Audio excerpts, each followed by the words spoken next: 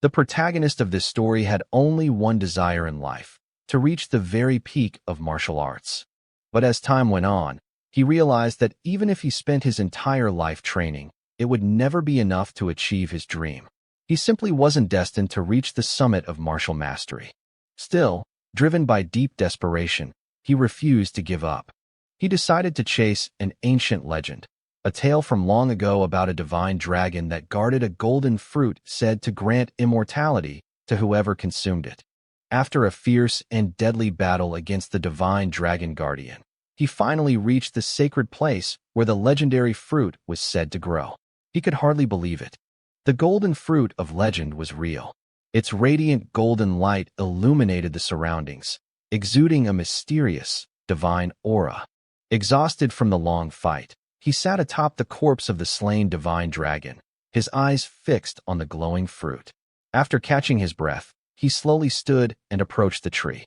Confidence filled his chest. With this fruit, he believed, he could finally reach the peak of martial arts that he had dreamed of all his life. Without hesitation, he plucked the golden fruit and began to eat it. The moment he swallowed, a strange and powerful energy surged through his body.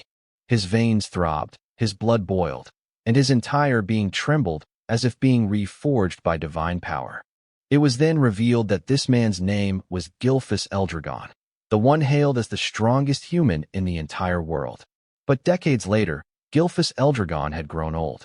Now lying weakly on his bed, he was surrounded by his children and grandchildren. They whispered that his time was near and that they must accept that he would soon pass away. His eldest son, Gilliam, held his father's hand tightly. Gilfus, the current head of the Eldragon family, told his son that he didn't want to see sadness on their faces, that his time had simply come. Gilliam forced a smile, his voice trembling as he said that the manor had already grown gloomy when their mother passed away, and it would be even lonelier once their father was gone. But Gilfus gently reminded him not to let weakness consume him, not to be swallowed by grief. Then, as silence filled the room, Gilfus thought back to the golden fruit. He admitted to himself that, in the end, perhaps no one could truly believe in the myths of the ancient world. Yet he still felt fortunate, for he had lived long enough to have a family of his own. He told his loved ones that he had lived a long and fulfilling life, and that he had no regrets. But deep inside, he knew it was a lie. Even now, he still couldn't let go of his dream. If only he had more time, he would continue to pursue the peak of martial arts, the dream that had eluded him all his life.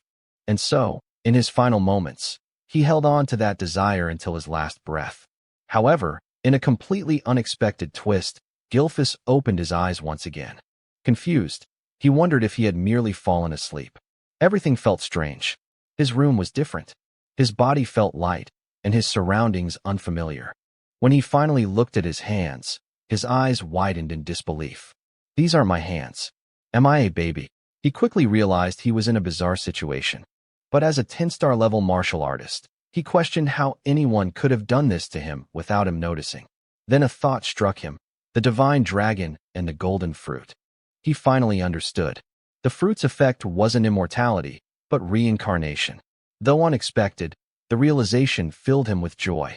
He had been granted another chance, a second life, to reach the peak he had failed to attain before. Soon, he noticed he wasn't alone in the room. When he looked around, he realized he was inside the annex of the Eldragon Manor. Somehow, he had been reborn into the same family. He then noticed that the room was filled with other infants. Just as he was wondering why there were so many babies here, a group of maids entered, carrying baby bottles. But strangely, instead of milk, they carried a red liquid. Gilfus watched as the maids poured the crimson substance into the bottles. He thought they were about to feed the infants, but suddenly, one of the maids carried out a goblin. They forced the bottle into the goblin's mouth. Moments later, the goblin began to tremble violently. A red light burst from its body, and then it exploded into a shower of blood, splattering across the room. Gilfus froze in shock. Fear and confusion filled his mind. What in the world is happening here? One of the maids calmly said that the mixture would be safe if they adjusted the right amount of water. As they began feeding the red liquid to the other infants, another maid picked up Gilfus himself. He looked at the bottle and immediately realized it wasn't milk. The energy coming from it was terrifyingly strong. He could sense that the liquid was dragon blood, and that it was far too dangerous for a newborn's fragile body. But before he could react, the maid pushed the bottle into his mouth. Instinctively, like any infant, he began to drink. Instantly, immense power surged through his veins. His small body trembled from the pain. But Gilfus recognized it. The blood of ancient dragons was coursing through him. He thought, "This is dangerous, but maybe this is also an opportunity." At first, he considered stopping. But then he realized, if he could absorb this power, he might surpass even his former self. He might finally reach the true summit of martial arts. With fierce determination, he continued drinking the dragon's blood. His veins bulged, his body convulsed in agony, but his will remained unbroken. "Don't underestimate me," he thought. "I am Gilfus Eldragon." He repeated the words in his mind like a mantra, enduring the pain until, miraculously, he overcame it. The maid stared in disbelief as he continued to drink, surviving what should have been a death sentence. Within his tiny body, two colossal dragon energies clashed violently, battling for dominance. When one finally overpowered the other, Gilfus could hardly believe how easily he had absorbed the power. When the two dragon forces finally merged within him, he realized this was the perfect opportunity. After finishing the last drop, he couldn't believe he had survived the overwhelming pain. His body hadn't exploded. Instead, it had adapted. He noticed a few other infants had also survived, which made him smirk inwardly. Never underestimate the survival instincts of a newborn, he thought. But, as expected from a baby's body, exhaustion soon overcame him. His eyelids grew heavy, and despite his triumph, Gilfus Eldragon, the strongest human reborn, slowly drifted into sleep. After 7 years, he was now undergoing intense physical training. While doing one-handed push-ups, a massive boulder was balanced on his feet. When he finally reached his 1000th rep, he kicked the boulder upward. And as it came crashing down onto his back, Gilfus couldn't believe the strength his body now possessed. Gilfus Eldragon, the former family head of the Eldragon clan, now lived under a new name, Zeke Eldragon. Zeke thought about how he had achieved such physical power at a young age, realizing it was all thanks to the ancient dragon blood flowing in his veins. It was said that every being in this world possessed something called a source of power, but the ancient dragon blood that had been given to them as infants contained a tremendous amount of that power. Those who survived drinking it developed bodies far stronger than ordinary humans. With the divine dragon source of power within him, Zeke knew he had already surpassed the limits he had reached at the same age in his past life. And since he was the only infant who had managed to drink an entire bottle of ancient dragon blood, his body underwent a drastic transformation, one even he did not expect. Yet despite his progress, what frustrated him most was that he remained a mere 1 star. He had trained relentlessly, expecting to reach at least 4 stars by now. The star was the measure of one's source power. In this world, the human body was said to resemble a universe. The more stars one had floating within that inner universe, the stronger they became. However, as the number of stars increased, so too did the difficulty of reaching the next level. In his past life as Gilfus Eldragon, Zeke had achieved the unimaginable, 10 stars. He was the only person in the world to ever reach such a level. "Time really flies," Zeke muttered. He was now 7 years old. He learned that he was an illegitimate child of the current Eldragon family head.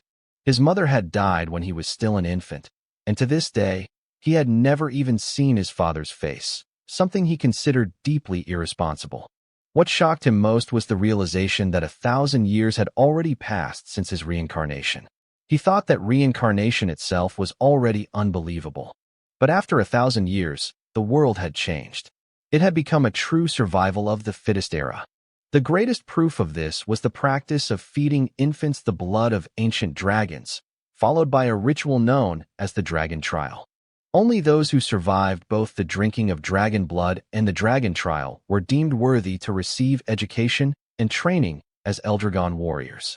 Naturally, Zeke should have been one of them. Yet whenever he asked the servant assigned to take care of him why no instructor had ever been sent to train him, the servant would only say that he wasn't allowed to answer such questions. Even after turning 7, Zeke had never received a single lesson. Isn't that strange? Zeke wondered aloud. Every child who survived the dragon trial was supposed to begin combat training, everyone except him. Day after day, he lived alone with only a servant by his side. When he confronted the servant about it, the servant merely asked what was wrong with that arrangement. Zeke sighed and said that, for now, conditioning his body was more important than combat training. After all, he could teach himself if he wanted to. He had once been a 10-star warrior in his past life. Zeke then requested information about the other surviving infants or anything about the main family that could help him. But once again, the servant refused, saying she wasn't permitted to disclose such information. Frustration clouded Zeke's face. "Will you always refuse to answer me?" he asked sharply. The servant firmly repeated that she couldn't speak of such matters. "Isn't it cruel?" Zeke asked bitterly. "Treating me like this?" But the servant explained that she was only following orders, her duty being to attend to Zeke's daily needs, nothing more. The servant, a 3-star level practitioner, could have easily taught Zeke basic combat techniques.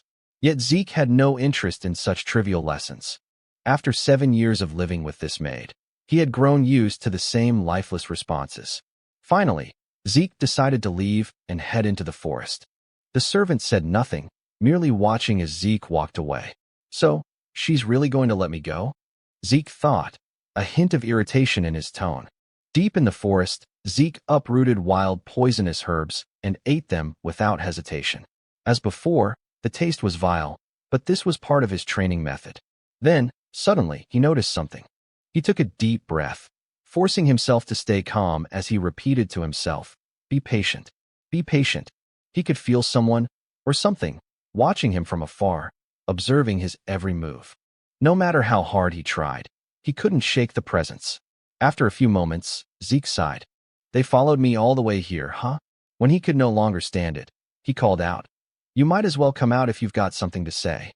Then he moved into the tall grass, hiding himself. Moments later, while crouched in the grass, Zeke sensed a dark, oppressive aura nearby. When he looked toward the source, he saw a creature known as an anger boar. What is that aura, he wondered. The black mist surrounding the beast was something he had never seen before, not even 1,000 years ago. As the anger boar grazed on the grass, Zeke suddenly stood and revealed himself, startling the beast. It charged at him immediately, and rather than fear, a smile formed on Zeke's face. He was genuinely thrilled to fight it. The boar lunged forward, but Zeke swiftly dodged, gathering golden energy into his fist. With a powerful strike, he unleashed an explosion that tore through the anger boar's body. He couldn't help but grin at the sight. His attack had been far stronger than he expected. Even as a 1-star, his power surpassed that of most practitioners at the same level. Hoisting the slain creature over his shoulder, Zeke muttered, "It'll be even better once I raise my star level." He was tired of 7 years of being ignored and isolated by the Eldragon family. He wondered if it was time to leave and travel on his own, maybe even venture toward the ocean. Meanwhile, in the distance, a cloaked man watched from the shadows. "What's going on with that boy?" he muttered. Even without formal training, he's reached 1-star level, and he killed that anger boar with a single strike. What puzzled the man even more was how Zeke managed to sense his presence. "That child isn't ordinary," he said quietly. He recalled that Zeke's mother had died young, and his father, the current family head, had shown no interest in him. Without proper guidance, the boy shouldn't have grown this strong. Still, as the son, illegitimate or not, of the Eldragon head, Zeke was bound to remain under the clan's watch. That was why someone like him had been assigned to monitor the boy from the shadows. An illegitimate son, yet the blood of the family head runs through his veins, the man whispered. Could that be why he's so strong? Uncertain, he chuckled softly. That kid will be interesting to watch in the future. Then he disappeared into the darkness. Back at Zeke's home, the boy was packing his belongings, ready to set off on his journey. But suddenly, he sensed several powerful presences outside. 3 4-star practitioners and 1 5-star. What are they doing here? He thought, stepping quietly to the door to listen. From their conversation, he heard them talking about how fresh and clean the air was in such a remote place, and how peaceful it was since there were no nearby rifts. Hearing this, Zeke concluded that they weren't assassins. They didn't sound like bad people at all. Deciding to confront them directly, he opened his door and asked, "What business do you have here?" The group froze in surprise. Then Zeke noticed the emblem embroidered on their clothing, the mark of the Eldragon clan. Eldragon, he muttered under his breath, wondering what they wanted from him. The men quickly bowed. It's an honor to finally meet you, young Master Zeke, their leader said. We've been sent to escort you to the site of your examination. Examination? Zeke frowned in confusion. Annoyance flickered across his face. They expect me to take an exam, he muttered, even though they haven't taught me a damn thing yet. And after a few days, Zeke could hardly believe that he had returned once again to the main estate of the Eldragon family. He wasn't brought here to live within the main estate again, but rather for another purpose. Before he could enter, they instructed him to change out of his dirty clothes first. Zeke then began to learn about something known as the Dragon's Nest. After 1,000 years, the Eldragon family had established a school that served all branches of their bloodline. Everyone born with any relation or connection to the Eldragon family dreamed of entering this so-called Dragon's Nest to receive proper education once they turned 7 years old. And today marked the day of the entrance ceremony for that academy. Zeke was here to take part in the entrance exam. Even though he hadn't learned anything about the modern generation of his family, taking the exam was mandatory. Zeke immediately felt disheartened when he realized that this was the true reason they had brought him here. Why now, he thought, when he had already decided to leave and travel the world. While sitting by the school gate, a boy from Ordiscale village approached him. It was Rangus, who asked if he was all right and what seemed to be bothering him. When Zeke asked who he was, the boy formally introduced himself as Rangus and said he had approached because Zeke looked troubled. Is that so? Zeke replied casually. After observing the flow of energy in Rangus's body, Zeke quietly thought to himself that the boy seemed shy but had an unusually strong sense of perception. Zeke then apologized for his situation, introducing himself in return and admitting that his mind was in turmoil because he had no idea what they would be required to do in the exam. Is that all? Said Rangus, feeling slightly nervous at the mention of the test. Still, he explained that the annual entrance exam for the Dragon's Nest didn't really change much. But when Zeke admitted he knew nothing about the exam, Rangus was shocked. Taking the test without any knowledge at all? Wasn't that far too reckless and dangerous? Just as Rangus was about to explain the details of the exam, a loud and arrogant voice suddenly interrupted them. A boastful boy shouted and called Rangus a weakling. Rangus turned around in shock and immediately recognized who it was. It was Retin, also from Ordiscale village. Mocking him, Retin asked why he was here, suggesting that he must have gotten lost to end up at the Dragon's Nest. He even told him it would be better to go home before he got hurt. I'm here to take the entrance exam, Rangus replied, though his voice trembled as Retin drew closer, asking if he was seriously going to take the test. Retin clutched his stomach and burst out laughing, saying it was impossible for him to pass. He even insulted Rangus's father, saying, "Your father's a pseudo-dragon, right? What could the son of a pseudo-dragon possibly accomplish?" Rangus's fist trembled as he held back his anger, but Zeke noticed everything. Then it was explained that the Eldragon family followed an absolute hierarchy. The ranks were as follows: novice whelp dragons, regular soldier child dragons, captain-level adult dragons, executive elder dragons, also known as elders. And at the very bottom were the pseudo-dragons, those who had failed to enter or graduate from the Dragon's Nest, considered immature and incomplete dragons.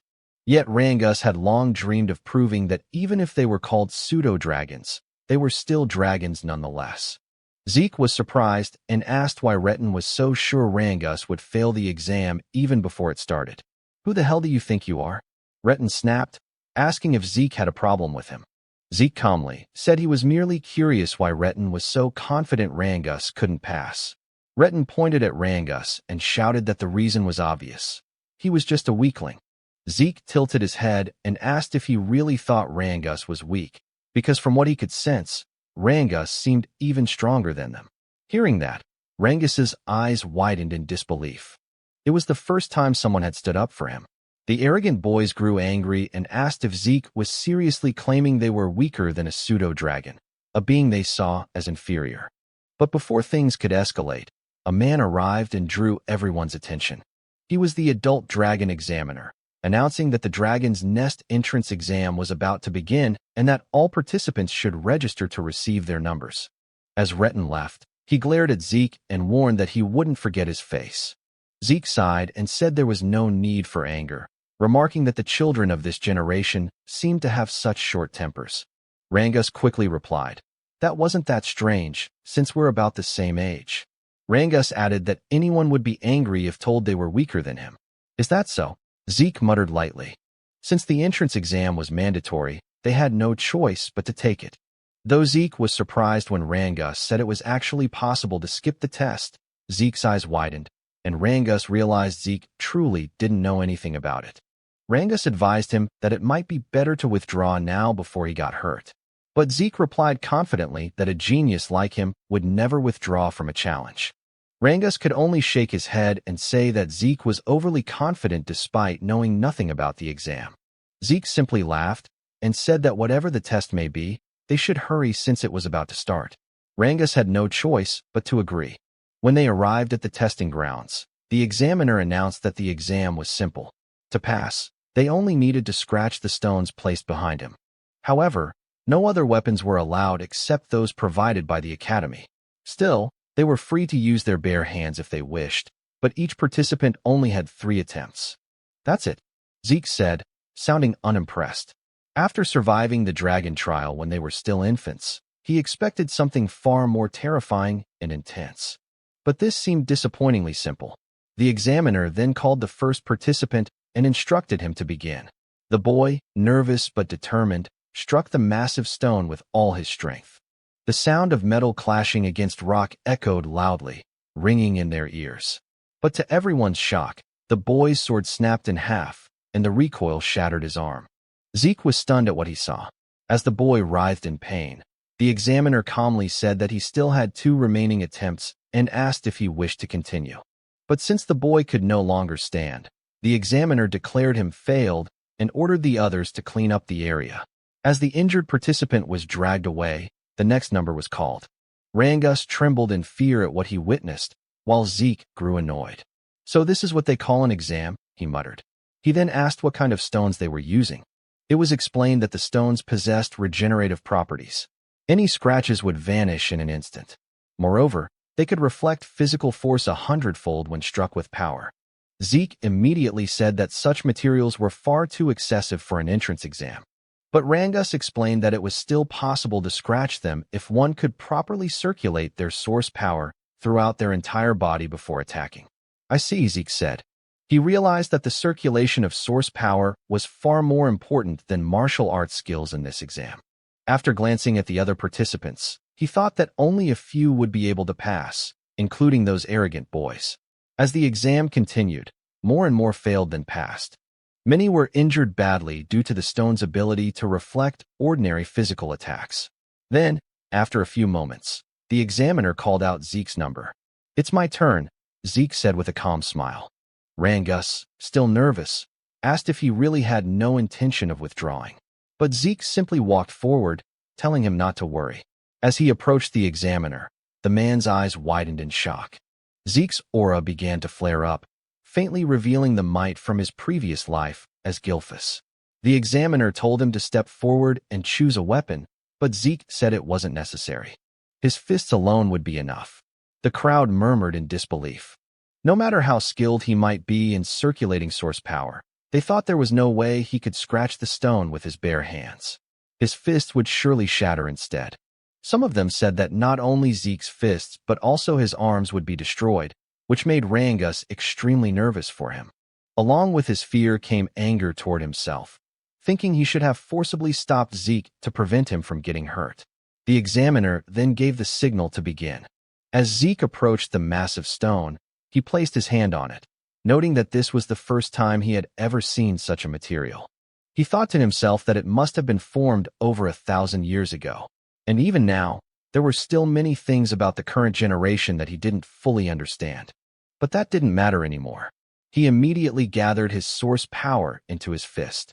While Rangus trembled with anxiety about what might happen to Zeke, our protagonist was actually filled with excitement because, for the first time, he could use his full strength. He decided to use the mysterious stone to measure his current power. Rangus's eyes widened once more as Zeke unleashed the first form of the dragon destruction combat technique. burst strike against the stone. A tremendous surge of energy erupted from the impact. Fragments of the shattered rock flew everywhere, and the violent wind from the blast sent dust and debris swirling through the air.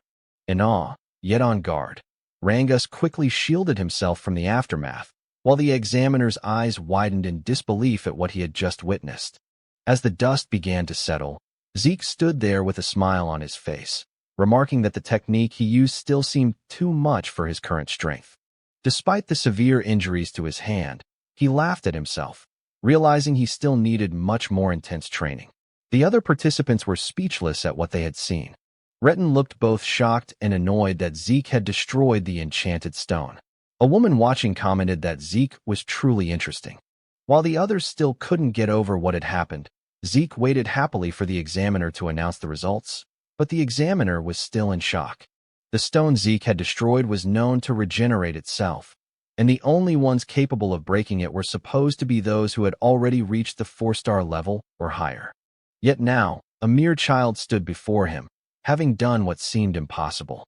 "He's just an illegitimate son," the examiner muttered to himself, then wondered if Zeke's ability came from the blood of the family head that still flowed within him.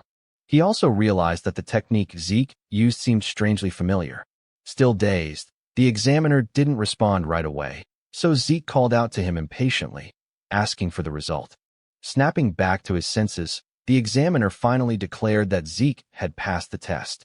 One of the examiners then handed Zeke a small bottle containing a green liquid. Curious, Zeke asked what it was, but the man only asked if he could leave already since Zeke was blocking the area. Annoyed, Zeke frowned and muttered if everyone in this generation was this rude. Before he could complain further, Rangus ran up to him with excitement, praising Zeke's performance. Zeke proudly grinned and said it was nothing but peanuts. Zeke then asked what the liquid was, and Rangus explained that it was a healing potion, the standard potion of the Eldragon family. Healing potion? Zeke repeated. Rangus confirmed it. But since Zeke was an illegitimate son of the family, he suspected it might be poison. However, since Rangus had vouched for it, he wondered if it might actually be a spiritual medicine. The elixir, known as cloud-piercing clarity wood, was made from extremely rare materials, herbs found only in secret realms, along with the pure source power of divine beasts and the essence of elusive phantom beasts. When used, it could heal not only fresh wounds, but also old scars and injuries. On top of that, it could enhance one's source power. Because the ingredients were so rare and the process so complex, such elixirs were rarely seen. After drinking it, Zeke was amazed by its immediate effect on his body. "Is this really a spirit medicine?" he asked Rangus. Rangus replied that he didn't know what spirit medicine meant, but he was certain that the Eldragon family's potions were of far higher quality than any commercial ones outside their domain. Rangus then asked if the potion's effect surprised Zeke that much. "Of course," Zeke said, explaining that it healed both his serious injuries and the strain from his training. Still, he noticed that, unlike spirit medicine, it didn't seem to boost his source power.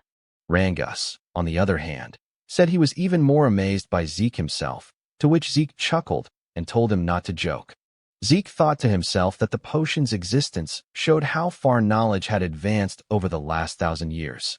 Rangus praised Zeke's strength again, and Zeke declared that his dream was to become the strongest of all. Soon, the examiner announced that Retin had also passed the test, as well as his companions. Zeke expected as much, but then Rangus trembled nervously when his number was called. Despite his fear, he gathered his courage and walked to the front.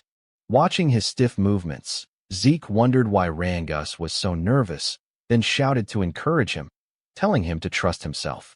Embarrassed, Rangus asked him to lower his voice. When Rangus chose a sword as his weapon, Zeke watched closely, wondering what he was doing. Once the examiner gave the signal, Rangus attacked the stone, but as he expected, he failed on his first try. Determined, he stood again for another attempt, but his strike bounced off the stone, causing him to lose his balance and fall. His hands trembled from the stone's reflective ability. Retin and his group burst into laughter, saying it was just as they expected. The son of a pseudo-dragon is nothing more than a pseudo-dragon himself. They mocked him, telling him to give up. Retin even sneered at Zeke, asking if this was the same man he claimed could pass, and if Rangus was truly stronger than them. Zeke stayed silent for a moment, then told them to stop spouting nonsense. The examiner informed Rangus that he only had one attempt left and asked if he still wanted to continue. Rangus couldn't answer, overwhelmed by embarrassment and the ridicule of others. He lowered his head, but then Zeke walked up to him and asked what he was doing. He questioned why Rangus was using a sword instead of a spear, why he would choose a weapon that didn't suit him, and why he would take a test without any plan at all. Retin watched mockingly as Zeke told Rangus that in his current condition, he wouldn't even scratch the stone no matter how many times he tried. Retin and his group laughed again, calling Zeke an idiot, reminding him that Rangus knew nothing about using a spear. His weak father only ever taught him swordsmanship, they said, and switching weapons now wouldn't change the outcome. But Zeke ignored their jeers and called out to the examiner, asking if it was against the rules to change weapons. The examiner said it wasn't. Then Rangus is lucky, Zeke said with a grin. He turned to Rangus and asked if he trusted him. Memories of all the humiliation he and his father had suffered flashed through Rangus's mind. Gritting his teeth, he stood tall and said he would trust Zeke. He would fight with a spear, just as Zeke told him to. Rangus told himself that his father never managed to enter the dragon's nest. Because of that, people called him a pseudo-dragon and laughed at him. But despite all the humiliation, his father endured everything just to raise Rangus properly. That's why Rangus swore to prove to everyone that he, Rangus, the son raised with care by his father, is also a true dragon. He stood up once more, gripping the spear tightly in his hands, and declared that today he would prove that neither he nor his father were fake dragons. He also realized that if he tried again with a sword, the result would only be the same as before. So this time, he decided to trust Zeke completely. The only problem was that he didn't know how to use a spear. Zeke called out to him, and, as he pointed toward the enchanted stone, he told Rangus that there was nothing else he needed to do.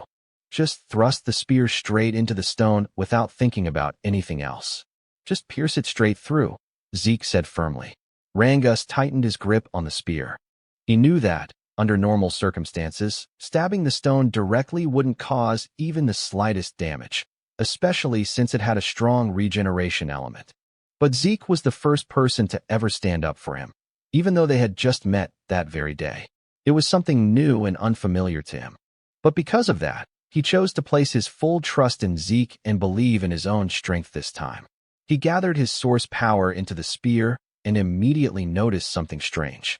For years, he had wielded a sword, yet he had never managed to wrap it in this much source energy, something he was now effortlessly doing with the spear. With a determined shout, Rangus unleashed his full power and struck the stone with everything he had.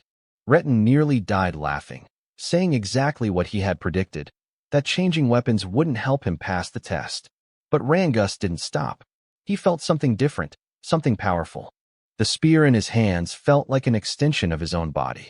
Then, as he drove the weapon forward with all his strength, the spear pierced through the enchanted stone completely.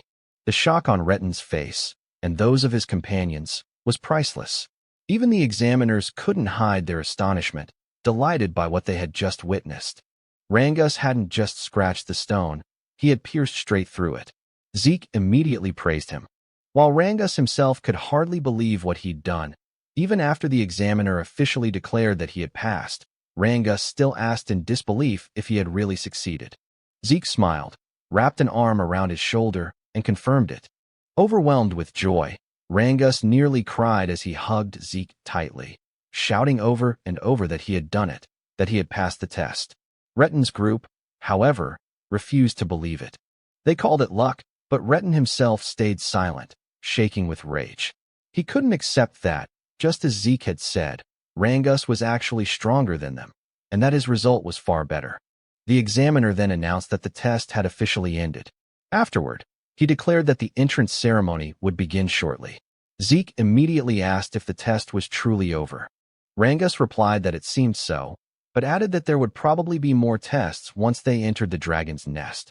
Soon, a group of men emerged from a dark hallway. When they stepped into the light, the The examiner announced that the head of the Eldragon family would now deliver a speech to congratulate those who passed. The moment Zeke saw the man, he asked who the person with the cold, dark expression was. Rangus, clearly nervous, replied that it was the family head himself. That's the family head. Zeke said, "Why does he look like that? He's not even smiling. He looks colder than ice." Rangus immediately covered Zeke's mouth, whispering that it would be best if he stayed quiet, repeating his plea for him to stop talking. Zeke nodded. When he looked again at the group, he remarked that these people represented the current power of the Eldragon family. Some of them were at the 7-star level, while others were 6-star. To Zeke, their strength was impressive, especially since the current family head, Zeke Eldragon, was an 8-star level powerhouse. 1,000 years ago, only a handful of people had ever reached that level. Still, Zeke wasn't sure how many existed in this current era. "I don't like this family head," Zeke muttered. But before he could say more, Rangus tried to hush him again. Zeke sighed and thought to himself that he never expected this man to be his father in this lifetime. A dark, fiery aura radiated from Balza's body, making the entire area feel heavy. The examiner quickly ordered everyone to stay silent because Master Balza was about to speak. When Balza stepped forward, he uttered only a few words. "You must all strive to become the flesh and blood of the Eldragon family." As he spoke, the terrifying pressure of his aura spread across the hall. Zeke wasn't affected, but many of the examinees trembled in fear, some struggling to breathe as their bodies froze under the immense pressure. Zeke noticed that even Rangus was affected. He couldn't believe how easily everyone around him was overwhelmed by the family head's presence. More than that, Zeke could sense an intense hatred hidden within Balza's aura.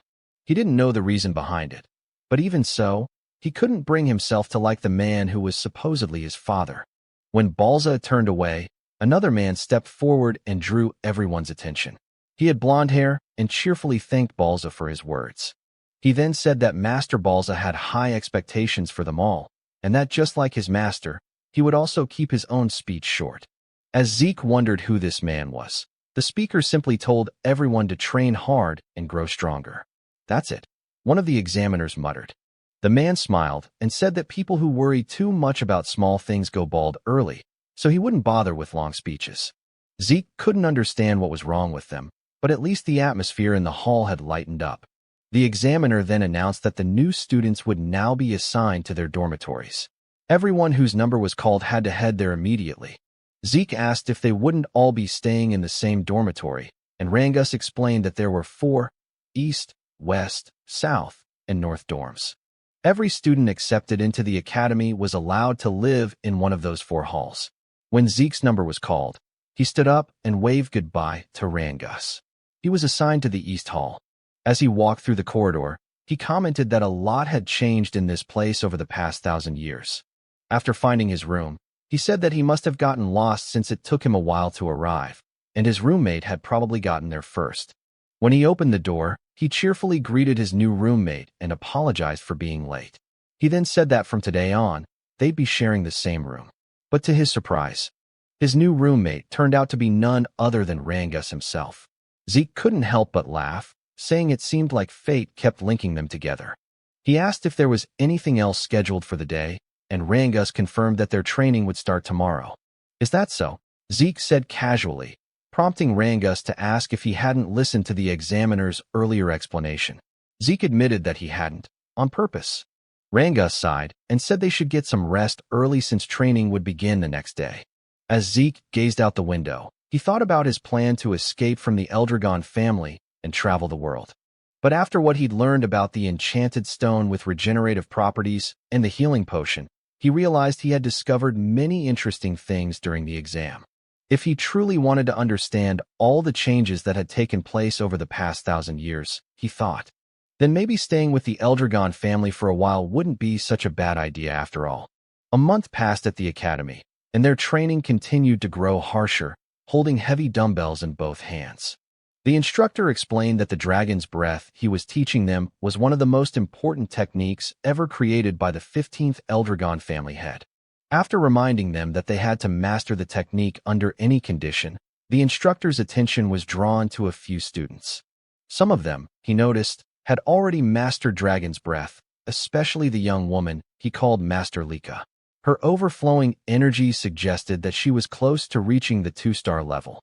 But aside from her, one other student caught his eye, and he could hardly believe what he was seeing.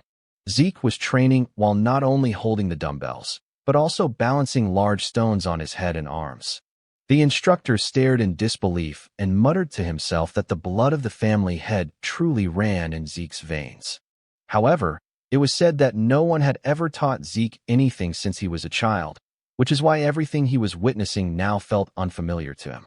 Zeke, on the other hand, couldn't believe that the technique he once called the Dragon King's breathing technique had been further developed by the succeeding family heads, and that it was now being taught to other branches of the family as well. According to Zeke, breathing techniques were methods that gathered the source power from the surroundings into the body. Once circulated, this source power would strengthen a person's own inner energy. The effectiveness of such techniques depended on an individual's ability and intellect. That was why the great families of this world kept their techniques secret, never allowing them to be learned by outsiders or those not belonging to their bloodline. Zeke also realized that the Dragon's Breath was a safe and simple technique, easy enough to master, but it was useless to him if it could only be used while resting. His own version of the breathing technique allowed him to manipulate the surrounding source power even while moving. Because of that, it was far more complex and powerful in actual combat, but also much harder to learn. Only a few had ever mastered it. He thought the current generation must have simplified his original version so that even the family's branch members could learn it. And that decision had clearly helped strengthen the Eldragon family. Zeke couldn't help but feel a strange satisfaction. He never imagined that the techniques he had discovered long ago would still have an impact after 1,000 years. It made him wonder if the other martial arts techniques he created had also evolved over time. Interesting, he muttered to himself, amused by the thought. Lika, meanwhile, quietly observed Zeke from a distance. Later in the cafeteria, the other students were astonished by how much food Zeke was eating. As he continued devouring his meal, he noticed Rangus sitting silently across from him. "What's wrong?" Zeke asked. "You won't get strong if you don't eat." Rangus simply asked if Zeke didn't find his stamina strange. "That's it," Zeke replied. "You just need to eat more if you want to get stronger. Train harder. Push yourself." He even offered some of his food to Rangus, but the latter politely declined, saying he'd had enough. As Zeke thought about how some of the students were already well trained even before entering the academy, a girl suddenly approached them. "You're quite impressive," Lika said, her tone calm yet confident. Zeke blinked. "And who are you supposed to be?" he asked casually. Rangus immediately choked on his food, whispering nervously, "You don't know who she is? That's Master Lika, the daughter of the family head, Lord Balza." "Oh," Zeke said indifferently. "What do you want me to do about that?" "I don't know her." Rangus began sweating profusely. "You can't talk like that. Master Lika is one of the candidates to become the next family head. She's not someone you can just speak to casually." "Is that so?" Zeke replied. "Well, I'm a family head's child too. An illegitimate one, though." Rangus froze in shock, while Lika looked at him curiously. "Is that true?" she asked. "You're really the family head's illegitimate son?" The narrator's voice continued. Lika Typhon Eldragon, one of the candidates to inherit the Eldragon family, was now standing before Zeke herself. "Why would I lie about that?" Zeke said, shrugging. Lika frowned slightly. "Then tell me, how could an illegitimate child like you destroy the magic stone with your bare hands? How could someone not from a renowned family possess such strength?" "Because I'm Zeke," he replied confidently, turning back to Rangus. "Stop staring and finish your food." Both Lika and Rangus fell silent for a moment. Then Lika suddenly smiled. "You really are an interesting person," she said before sitting down beside him. "How about serving under me? I'll make you one of my followers." Zeke raised an eyebrow. "What exactly do you mean by that?" "I want you to join me," she said. "Be my ally, and I'll be your backer. Every illegitimate child needs allies and influence, don't they? Use your strength to help me become the next family head. And once I do, I'll help you achieve your own dreams."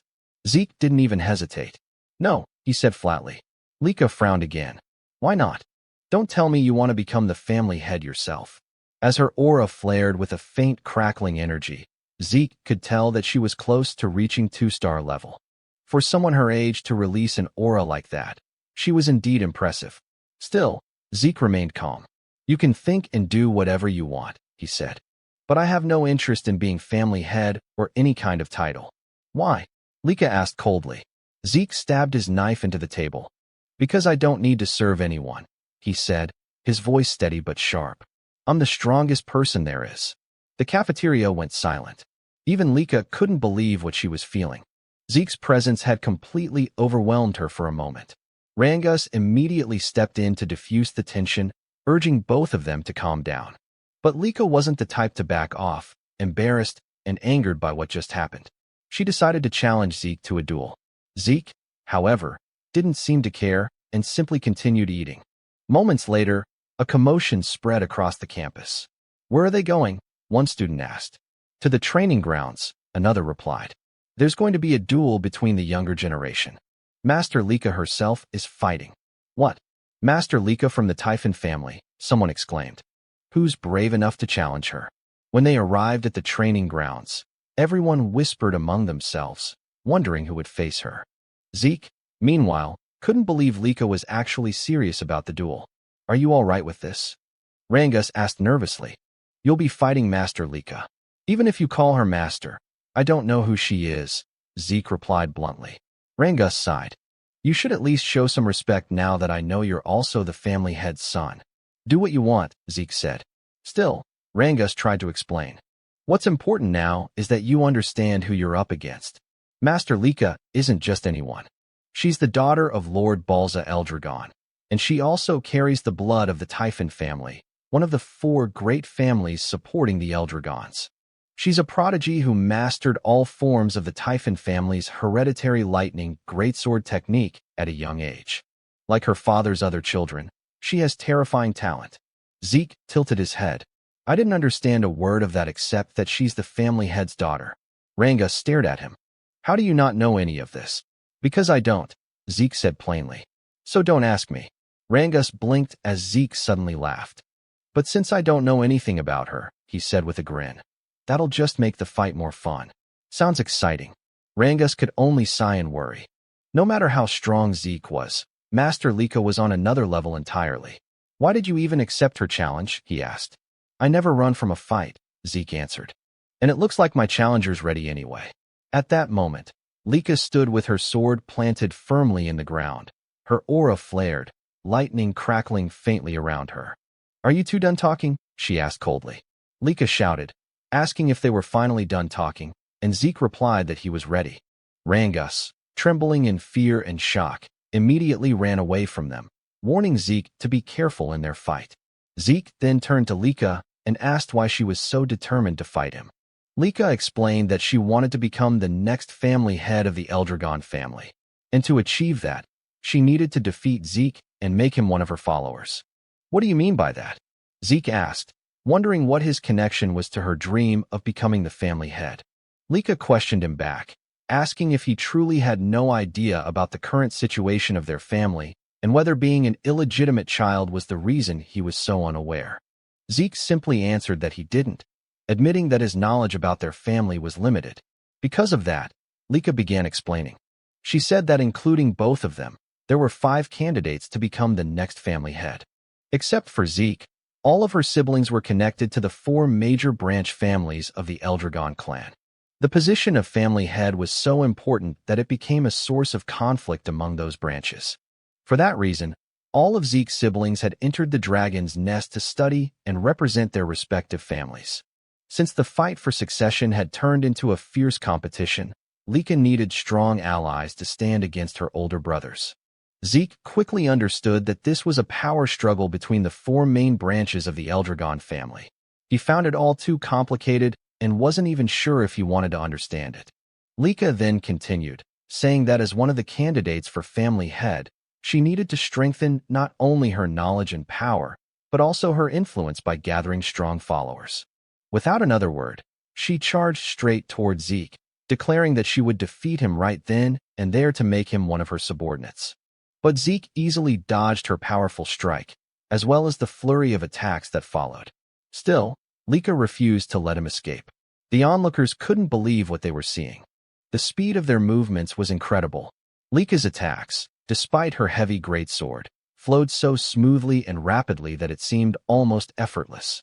As they watched the battle between the siblings, the crowd began to murmur about Lika's precise control over her source power, noting how her strikes were becoming faster and stronger over time.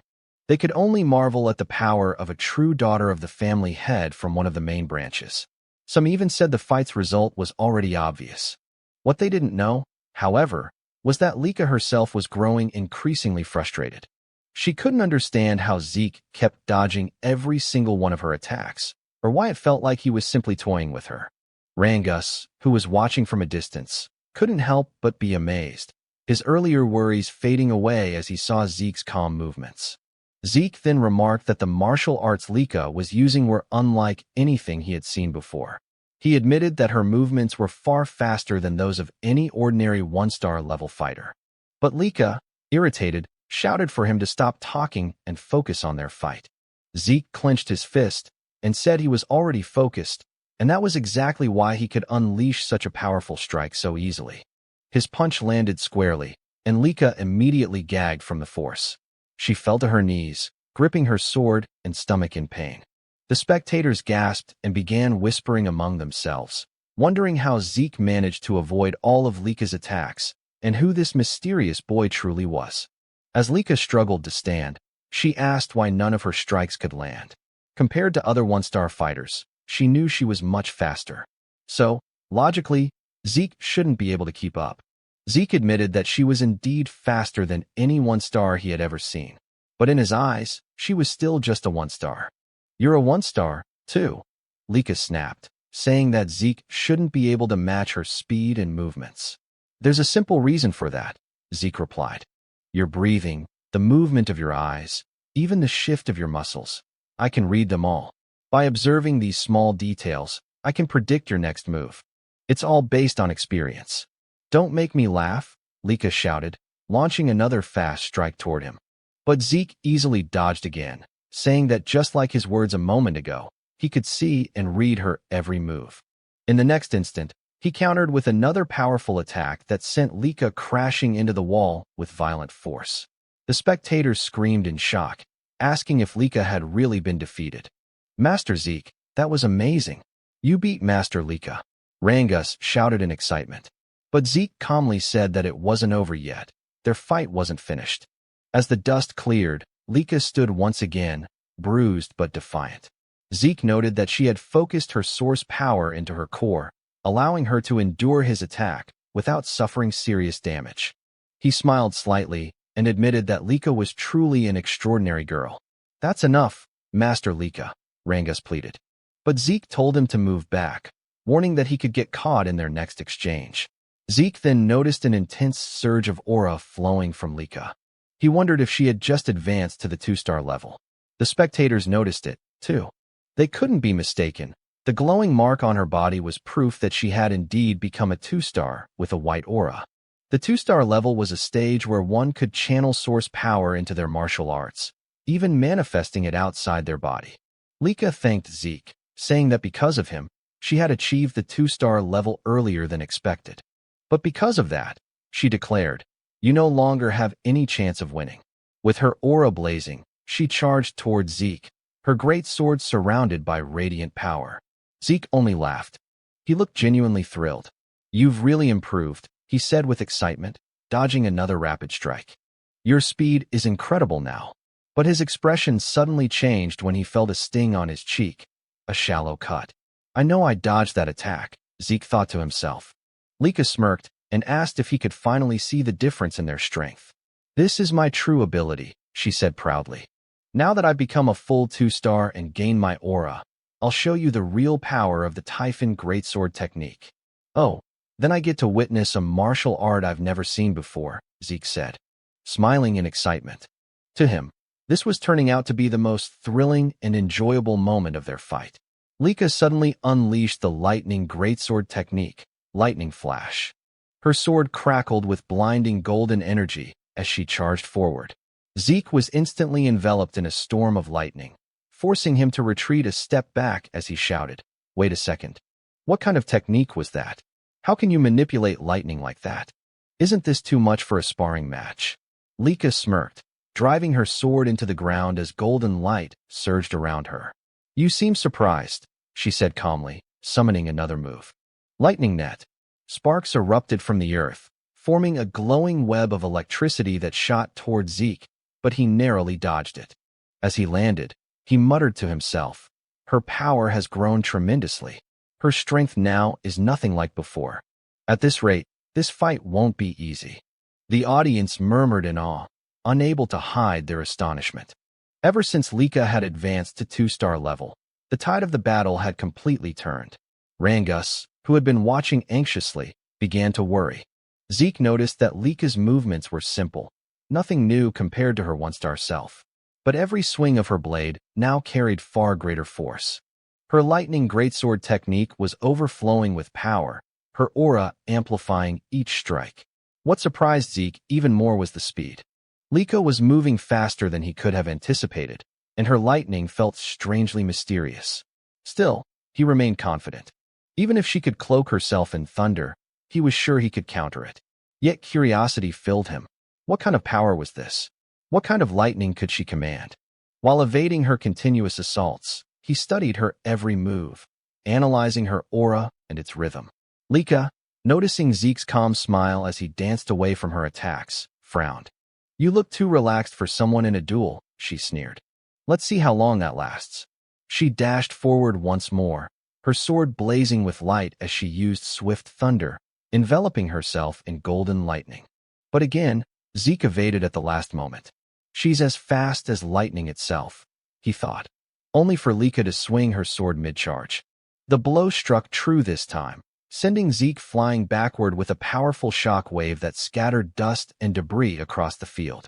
Rangus gasped and rushed towards Zeke out of sheer panic, but one of the spectators grabbed his arm to stop him. Meanwhile, Zeke stood up, his clothes scorched, but his will unshaken. Lika charged again, unleashing another lightning flash, striking him head-on.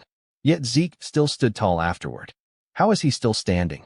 Lika muttered, her brow furrowed in disbelief. Rangus ran toward them, shouting, Master Lika, stop. That's enough.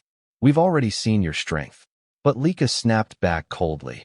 Do you not understand, Rangus? Stopping mid-battle would be an insult to Zeke. Desperate, Rangus turned to Zeke and begged, Please, Master Zeke, surrender. That's enough. Lika chuckled. He's right. Judging by your condition, surrendering would be wise. If you kneel and pledge loyalty to me, I'll stop. But Zeke only smiled silently. Lika's eyes hardened. Even as an illegitimate child, you're truly a proud Eldragon, she said with a hint of mockery. She raised her great sword high, her aura surging. If that's what you want, then I'll use my full strength to end this. Lightning roared from the heavens as Lika summoned her first secret art, Heaven's Thunder. A colossal surge of golden energy descended, shattering the stones beneath Zeke's feet. Thunderbolts struck his body in a storm of divine fury.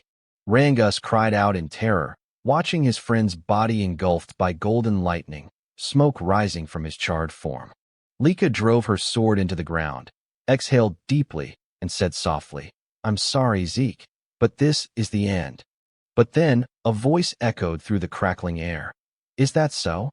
In an instant, a brilliant golden lightning aura exploded skyward. Lika's eyes widened in shock as she turned around. Impossible. How can this be? How do you have a lightning aura? She stammered. Zeke stood, smiling calmly as golden arcs danced across his skin. So, this is what you call lightning aura? He said casually. If you're asking how I got it, I honestly don't know. His tone was calm, but his words sent ripples through the crowd. Impossible, Lika whispered, unable to believe what she was seeing. Zeke smirked. Truth is, I let you hit me on purpose. I wanted to study your lightning, how it flows, how it behaves, and somehow I learned to use it myself. That's absurd, Lika snapped inwardly. Zeke explained to himself that he had deliberately taken Lika's attacks because her lightning intrigued him. While enduring her strikes, he continuously activated his Dragon King's breath technique. The strange resonance between his breathing and her lightning caused golden energy to gather in his body. Before he knew it, he could manipulate the lightning himself. Maybe Lika has a unique constitution, he thought. And judging from her family's greatsword technique, it's likely their whole bloodline shares this lightning affinity. Zeke walked toward her confidently.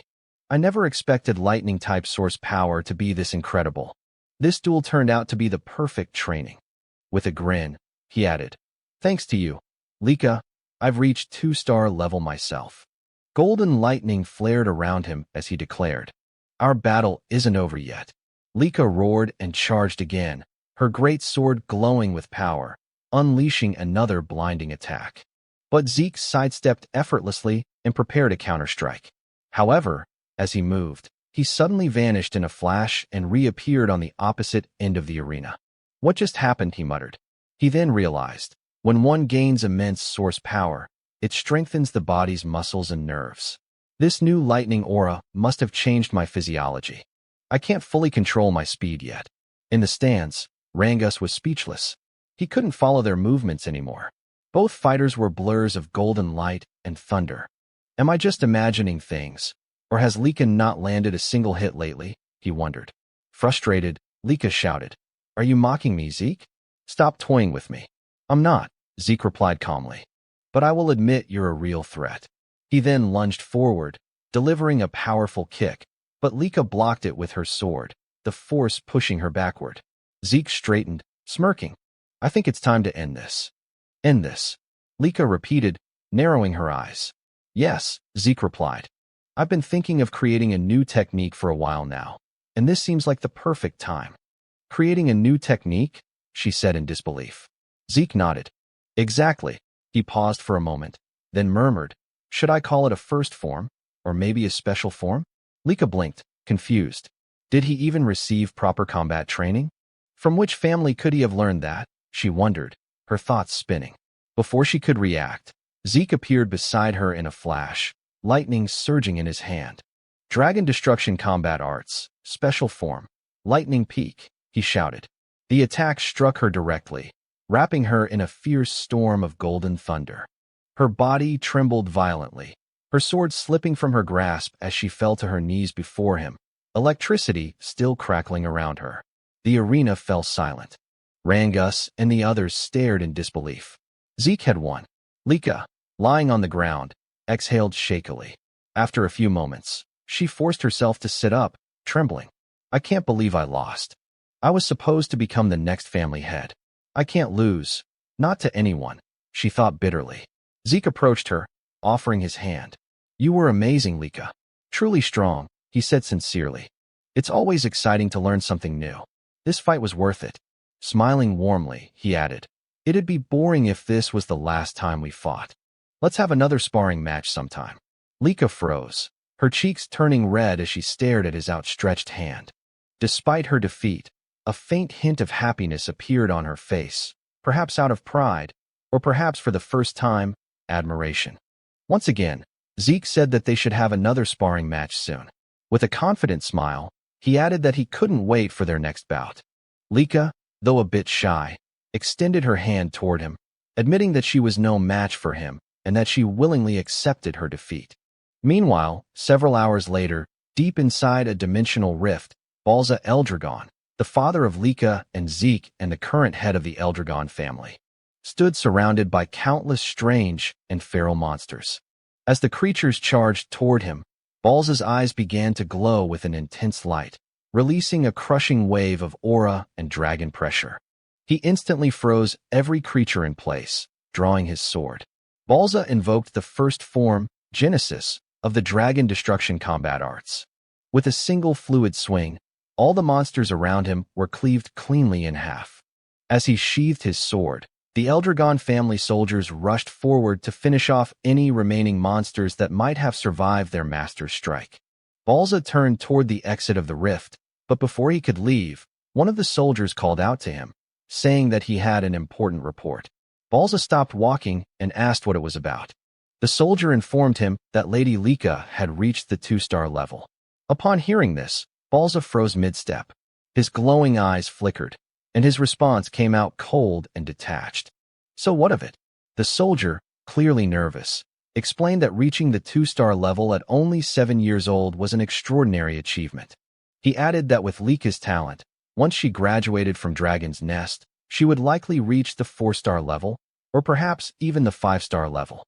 Balza's reply was chilling. Talent means nothing. The next time you report to me, I expect to hear how she can be of use to us. If all you bring are worthless updates like this, you'd better leave my sight. The soldier fell silent as Balza continued toward the rift's exit. But before he could step through, the soldier quickly added that Lika had recently lost in a sparring match. Balza stopped abruptly and turned his head slightly, his expression unreadable. Did she lose to one of her brothers? He asked. The soldier shook his head. No, master. She was defeated by someone her own age, by Lord Zeke. Zeke, Balza repeated, his voice low. The son of that woman. Memories surfaced of a humble maid, Zeke's mother. That woman truly was gifted in battle, he muttered. But she died after giving birth to the boy. He turned fully to face the soldier, his tone sharp. Tell me who could have possibly trained Zeke to defeat a 2-star cultivator. The soldier hesitated before answering. No one, master. Lord Zeke has never received formal training. He defeated Lady Lika through his own strength and skill alone. In fact, he too has already reached the 2-star level. I see, Balza said flatly. Then, turning his back once more, he declared, begin the first trial. The soldier was visibly startled. Master Balza, forgive my intrusion, but isn't it too soon for the first trial? It's only been a month since the students began their combat training. Most of them haven't even reached the 1-star level yet. Balza cut him off. I do not care. Death chooses no timing, no level, no favorites. Only the strong deserve to survive. Star levels mean nothing if they can't endure the first trial. Those who fail aren't worthy of the Eldragon name. Yes, master, the soldier replied quickly. But then Balza added, also, summon Freya. Tell her to return immediately. The soldier's eyes widened in disbelief. Freya? Master, do you mean that Freya? Balza nodded. Indeed. If Zeke could defeat Lika using only his own strength, then he's far more intriguing than I expected. I want Freya to design and supervise the first trial herself, and I expect her to personally observe every participant. The soldier bowed deeply. As you command, Master Balza. For the first time in a long while, a faint smile appeared on Balza's lips. A rare, almost warm expression flickered across his face as he said softly, he's the most interesting one of all. The next day at Dragon's Nest, the students continued their combat training under Rangus. Zeke, however, was off to the side practicing his breathing technique. Sitting in a wall-sit position, he balanced a massive boulder on his head while holding dumbbells in both hands. His unwavering focus drew the attention of Rangus and the others, who couldn't help but watch him in silence. With his eyes closed, Zeke contemplated the technique they were studying, the Strike Dragon combat arts. As he recalled, this technique was originally created by the 15th family head. Though labeled as a combat art, it was in truth a body enhancement method, simple yet well-constructed, allowing even young cultivators to grasp it. Rangus called out, Zeke, aren't you going to train? Zeke opened one eye. What do you mean? I mean combat training, Rangus clarified. We're practicing the Strike Dragon combat arts. I already learned that, Zeke replied casually. Rangus was stunned. What? But it was only taught to us this morning. How could you have mastered it already? Because I'm me, Zeke said with a smirk. But what's more important right now is that your source power is flowing incorrectly. My what? Rangus asked, confused. Zeke set down the heavy boulder from his head and told Rangus to turn around. Placing his hand on Rangus's back, Zeke channeled his aura through Rangus's body, correcting the flow of energy. There, he said. That's how your aura should circulate. Rangus turned to face him, grateful. You've really mastered the Strike Dragon combat arts, haven't you? That's incredible. Zeke frowned playfully. Are you doubting me? What kind of friend are you? No, not at all, Rangus quickly said. It's just, aside from my father, no one's ever taught me like that before. That's why I want to learn everything I can. You, Lord Zeke, already have your own martial arts, strong enough to defeat Lady Lika. I just thought the Strike Dragon combat arts might be too simple and boring for someone like you. It's not boring, Zeke replied. Actually, I admire its stability. It reminds me of my own dragon destruction combat arts. Though my children never liked that technique, they said it was too difficult and complicated. The dragon destruction combat arts was indeed a complex and demanding technique, but it possessed immense power. It consisted of 4 main forms, and during his battle with Lika, Zeke had created a 5th. Beyond that, there was even a secret. Its final form, a terrifying and destructive ability, the same one he had once used to slay the divine dragon in his past life. He wondered silently how his descendants had handled his other dragon techniques over time. Perhaps they had modified them. The thought only made him more excited. Anyway, he said, since I've already mastered the strike dragon combat arts, I'll continue with my physical training. He smiled faintly. Everyone has their own way of learning techniques. But before he could continue, Rangus suddenly shouted his name. Zeke, please teach me. I know it's a shameless request, but I want to get stronger, even just a little. Zeke looked at him for a moment, then nodded. All right, I'll teach you. Rangus blinked in surprise. Wait, you mean it? You'll really teach me? Of course, Zeke replied. Why do you look so surprised? You were the one who asked.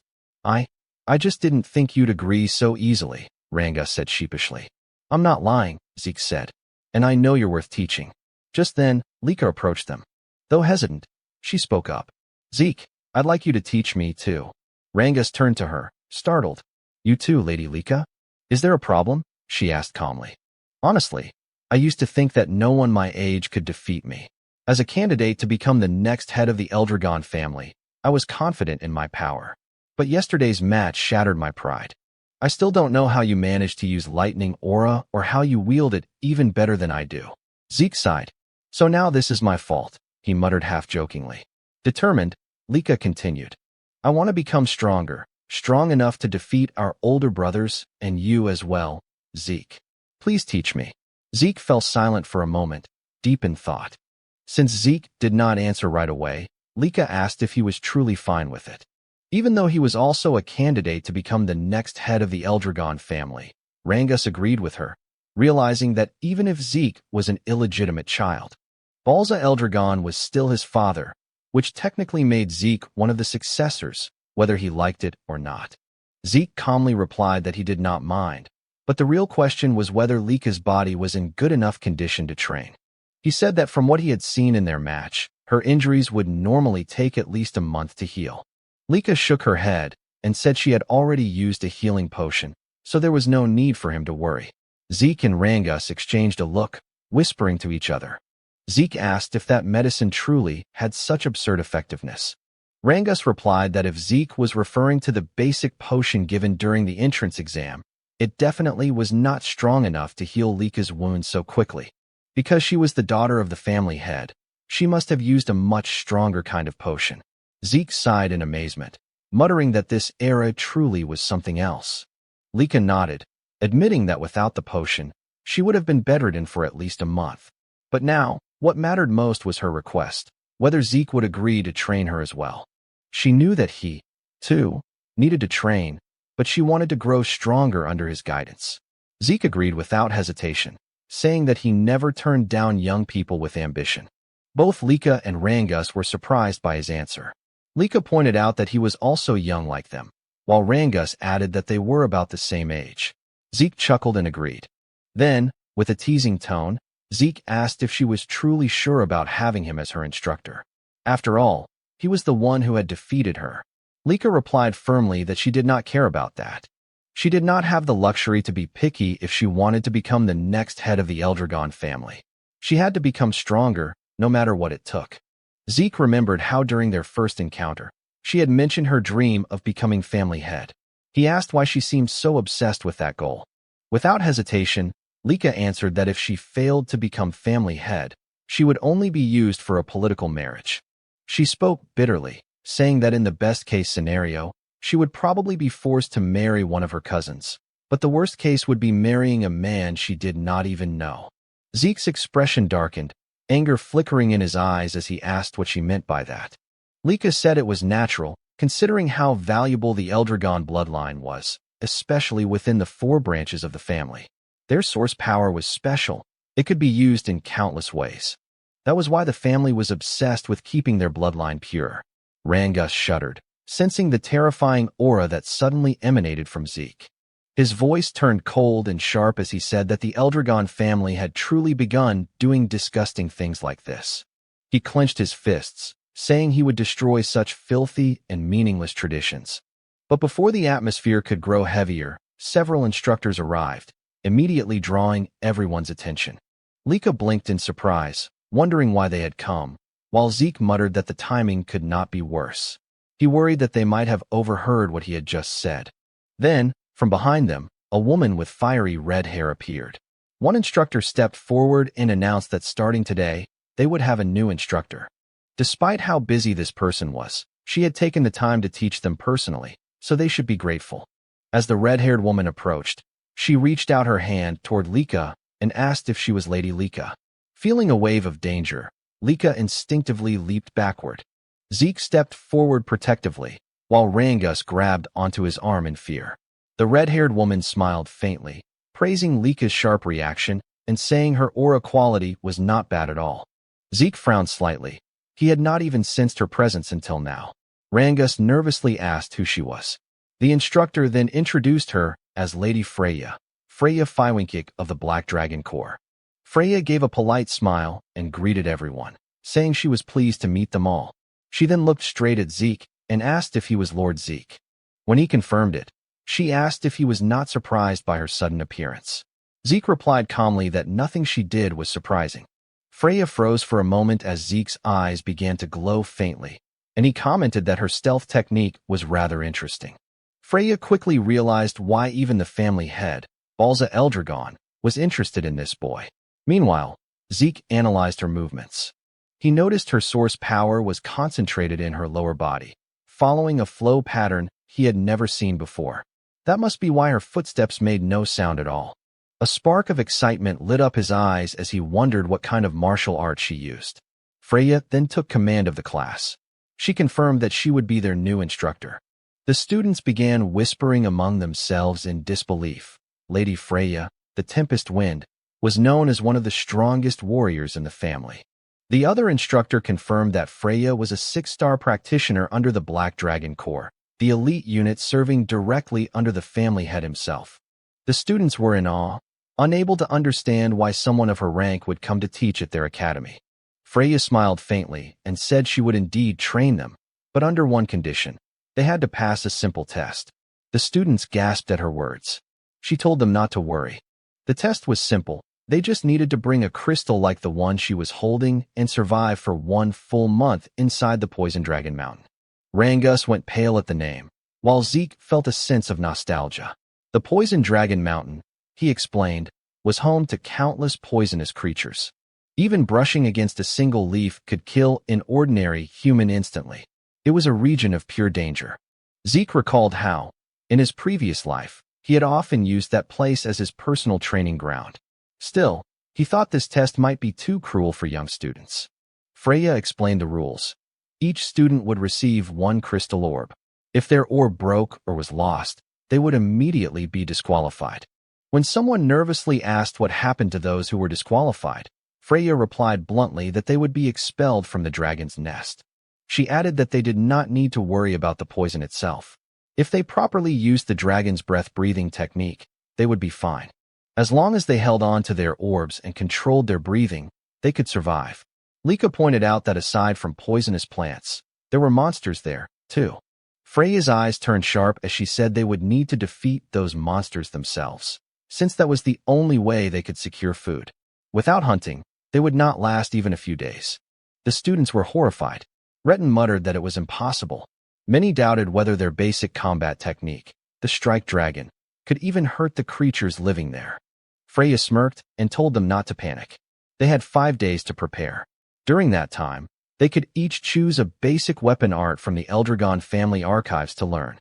If they mastered it, their survival chances would improve. But if they failed to learn it within 5 days, she would not take responsibility for whatever happened in the mountain. One student asked timidly if Freya would help them in case things got too dangerous. Freya chuckled darkly, saying, "You're in the dragon's nest, the land of the Eldragon family. Here, the weak do not last. Only the strong survive. If you can't defeat a few monsters on your own, then you might as well sleep peacefully beside them in the bed of poison." The The students trembled in terror, sweat dripping down their faces. Rangus was on the verge of tears, while Lika stayed silent in deep thought. Zeke frowned to himself, wondering if this was still the same Eldragon family he once knew. It felt so different from when he had been the family head. Freya then said that was all for now. She began distributing martial arts books for every weapon type and told them to step forward to pick whichever technique they wanted to learn. As students crowded around, Rangus hesitated, unsure what to choose. Zeke advised him to take a spear technique, reminding him that he had used a spear during the entrance exam. Rangus quickly agreed and thanked him. Lika said she would pick a greatsword technique since she already knew the lightning greatsword's basic forms. But Zeke stopped her, suggesting she try axe arts instead. Lika asked why, and Zeke explained that it would help cover her current weaknesses. Since it was Zeke who had suggested it, she did not argue and simply nodded, quietly trusting his words. Freya then asked if everyone had chosen their books. When they confirmed, she told them to make good use of the remaining 5 days. Their survival depended entirely on mastering those techniques. If they failed to do so, they would die pathetically in the Poison Dragon Mountain. Just as she was about to leave, Freya suddenly remembered something and turned back. She warned them that during the test, their seniors would be trying to steal their crystal orbs. Rangus was stunned and asked what she meant. Freya explained that their 10-year-old senior group would also be taking the same test, but their task was to hunt down and steal the orbs from the younger batch. She added that the younger students outnumbered the seniors, and since the Poison Dragon Mountain was vast, they might get lucky and avoid confrontation. Still, their seniors would use everything they had to find and attack them. After saying that, Freya turned and left. Rangus looked terrified, sweat dripping down his face as he asked what they were supposed to do now. Not only did they have to deal with poisonous monsters, but also upperclassmen hunting them. Lika frowned and said that every upperclassman was at least 1-star level or higher. If they ganged up on her, she would not last long, and most of their classmates probably would not survive either. Zeke nodded, saying she had a point. If Lika could not fight alone, then she should form a group of 2 or 3. Cooperation was not forbidden, after all. They could help each other hunt monsters and defend against seniors. When Rangus asked about Zeke's plan, Zeke simply said that he intended to go solo and enjoy the exam. Lika sighed and admitted that somehow, that sounded just like him. Before they began training, Zeke suggested they eat first. As they walked away, Lika glanced at Rangus and asked if he did not think Zeke was a little strange sometimes. Rangus shrugged and replied, "Yeah, sometimes." 5 days later, the students gathered before the Poison Dragon Mountain, their emotions mixed between fear and determination. Freya stood before them, a confident smile on her face, and declared that the weather was perfect for the test to begin. Nervously, Rangus said that the exam was finally about to begin. Even though this was Zeke's plan, he could not help but wonder if it was really okay for someone like him to be part of Lady Lika's team. After all, there were many noble-born students she could have chosen instead of him, a mere commoner who had not even reached 1 star yet. "We're the same, Rangus," said another student. When Rangus turned around, he recognized them as Raymond and Celine. Celine, who came from the East Hall of Dragon's Nest, admitted she was also a commoner and could not believe she had been chosen to join Lady Lika in the upcoming trial at Poison Dragon Mountain. Raymond, also from the East Hall, smiled as he looked at Lady Lika. But Lika quickly said that it did not matter whether her teammates were nobles or commoners. She had chosen them because she recognized their potential and abilities. Hearing this, Rangus fell silent for a moment, then gripped his spear tightly and declared that he understood and that he would do his best not to become a burden to their group. Raymond followed, saying he would give his all to meet Lika's expectations. Lika smiled brightly and said, "I'm counting on you all." Then she turned to Zeke and asked if he was truly planning to take the trial alone. Zeke nodded confidently, saying he could not wait for it to begin. Celine, still nervous, admitted she admired both Zeke and Lika. While she was trembling in anxiety, Zeke was brave enough to face Poison Dragon Mountain on his own. Raymond remarked that it was natural for them to be confident since the blood of family heads flowed through their veins. But Lika quickly interjected, telling him not to compare her to Zeke because even she felt nervous. "You're nervous?" Zeke asked. "Is there even a reason to be nervous?" Aside from you, everyone here seems like a group of promising students." However, they all replied that there were plenty of reasons to be nervous about the upcoming trial. Lika then asked Zeke if he truly thought the students she picked were skilled. Zeke immediately confirmed it and thought to himself that Lika had successfully gathered some of the most promising students in the academy. He realized that her eye for talent was indeed remarkable. He praised their group's offense and defense, saying the trial would surely be easy for them. "You're right," Rangus replied with a drop of sweat running down his cheek. "You've always been too confident, Zeke." Freya then asked if all the participants had arrived, and soon noticed that many of the students had already formed groups. Since some were not yet masters of their weapon arts, forming teams was not a bad idea. Freya stepped forward and announced that the trial would begin shortly. She explained once again that their task was to survive for 1 full month in Poison Dragon Mountain and protect their crystal orbs. They would only pass if their orbs remained intact. Every orb was identical, meaning that if one lost theirs, it could be stolen by others. Many students grew anxious upon hearing this, while Zeke realized that this meant stealing orbs from other participants was fair game. Freya continued, saying that after the new students entered the mountain and settled, upperclassmen would also enter to steal their crystal orbs. The upperclassmen mocked them, saying that since most of the new students had not even reached 1 star, taking their orbs would be easy. Hearing this filled Zeke's classmates with mixed emotions, fear, excitement, and unease. Freya concluded the explanation, and as soon as she announced that the trial had officially begun, the students dashed toward Poison Dragon Mountain. Watching them go, Zeke heard Lika tell him to make sure he survived. He smiled and said he would, but that they should survive as well. Lika then called out to her team, and as Zeke told them to be careful, Freya noticed him. "It's your turn to enter, Zeke," she said. "Right," Zeke replied, apologizing for getting a bit carried away. "Carried away?" Freya asked. "Aren't you nervous at all?" "No," Zeke replied with a calm smile before walking toward the mountain. Freya watched him go, thinking to herself that he was indeed a peculiar boy.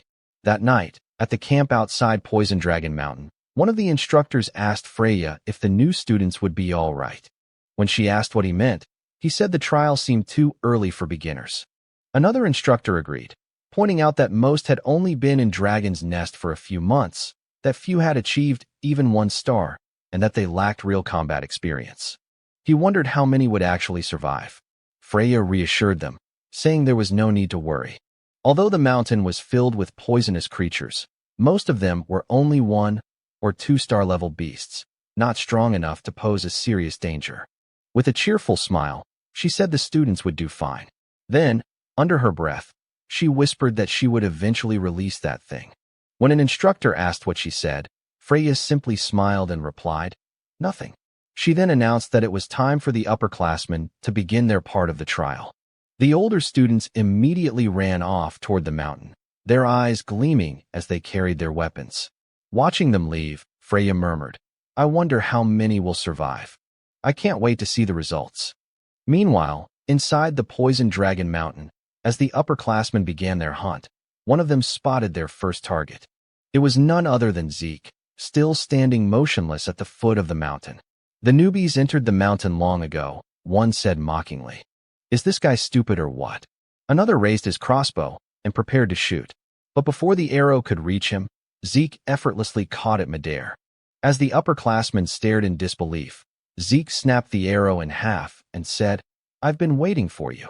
One of them asked what he meant, but another shouted that it did not matter. Did they not see how he had caught that arrow?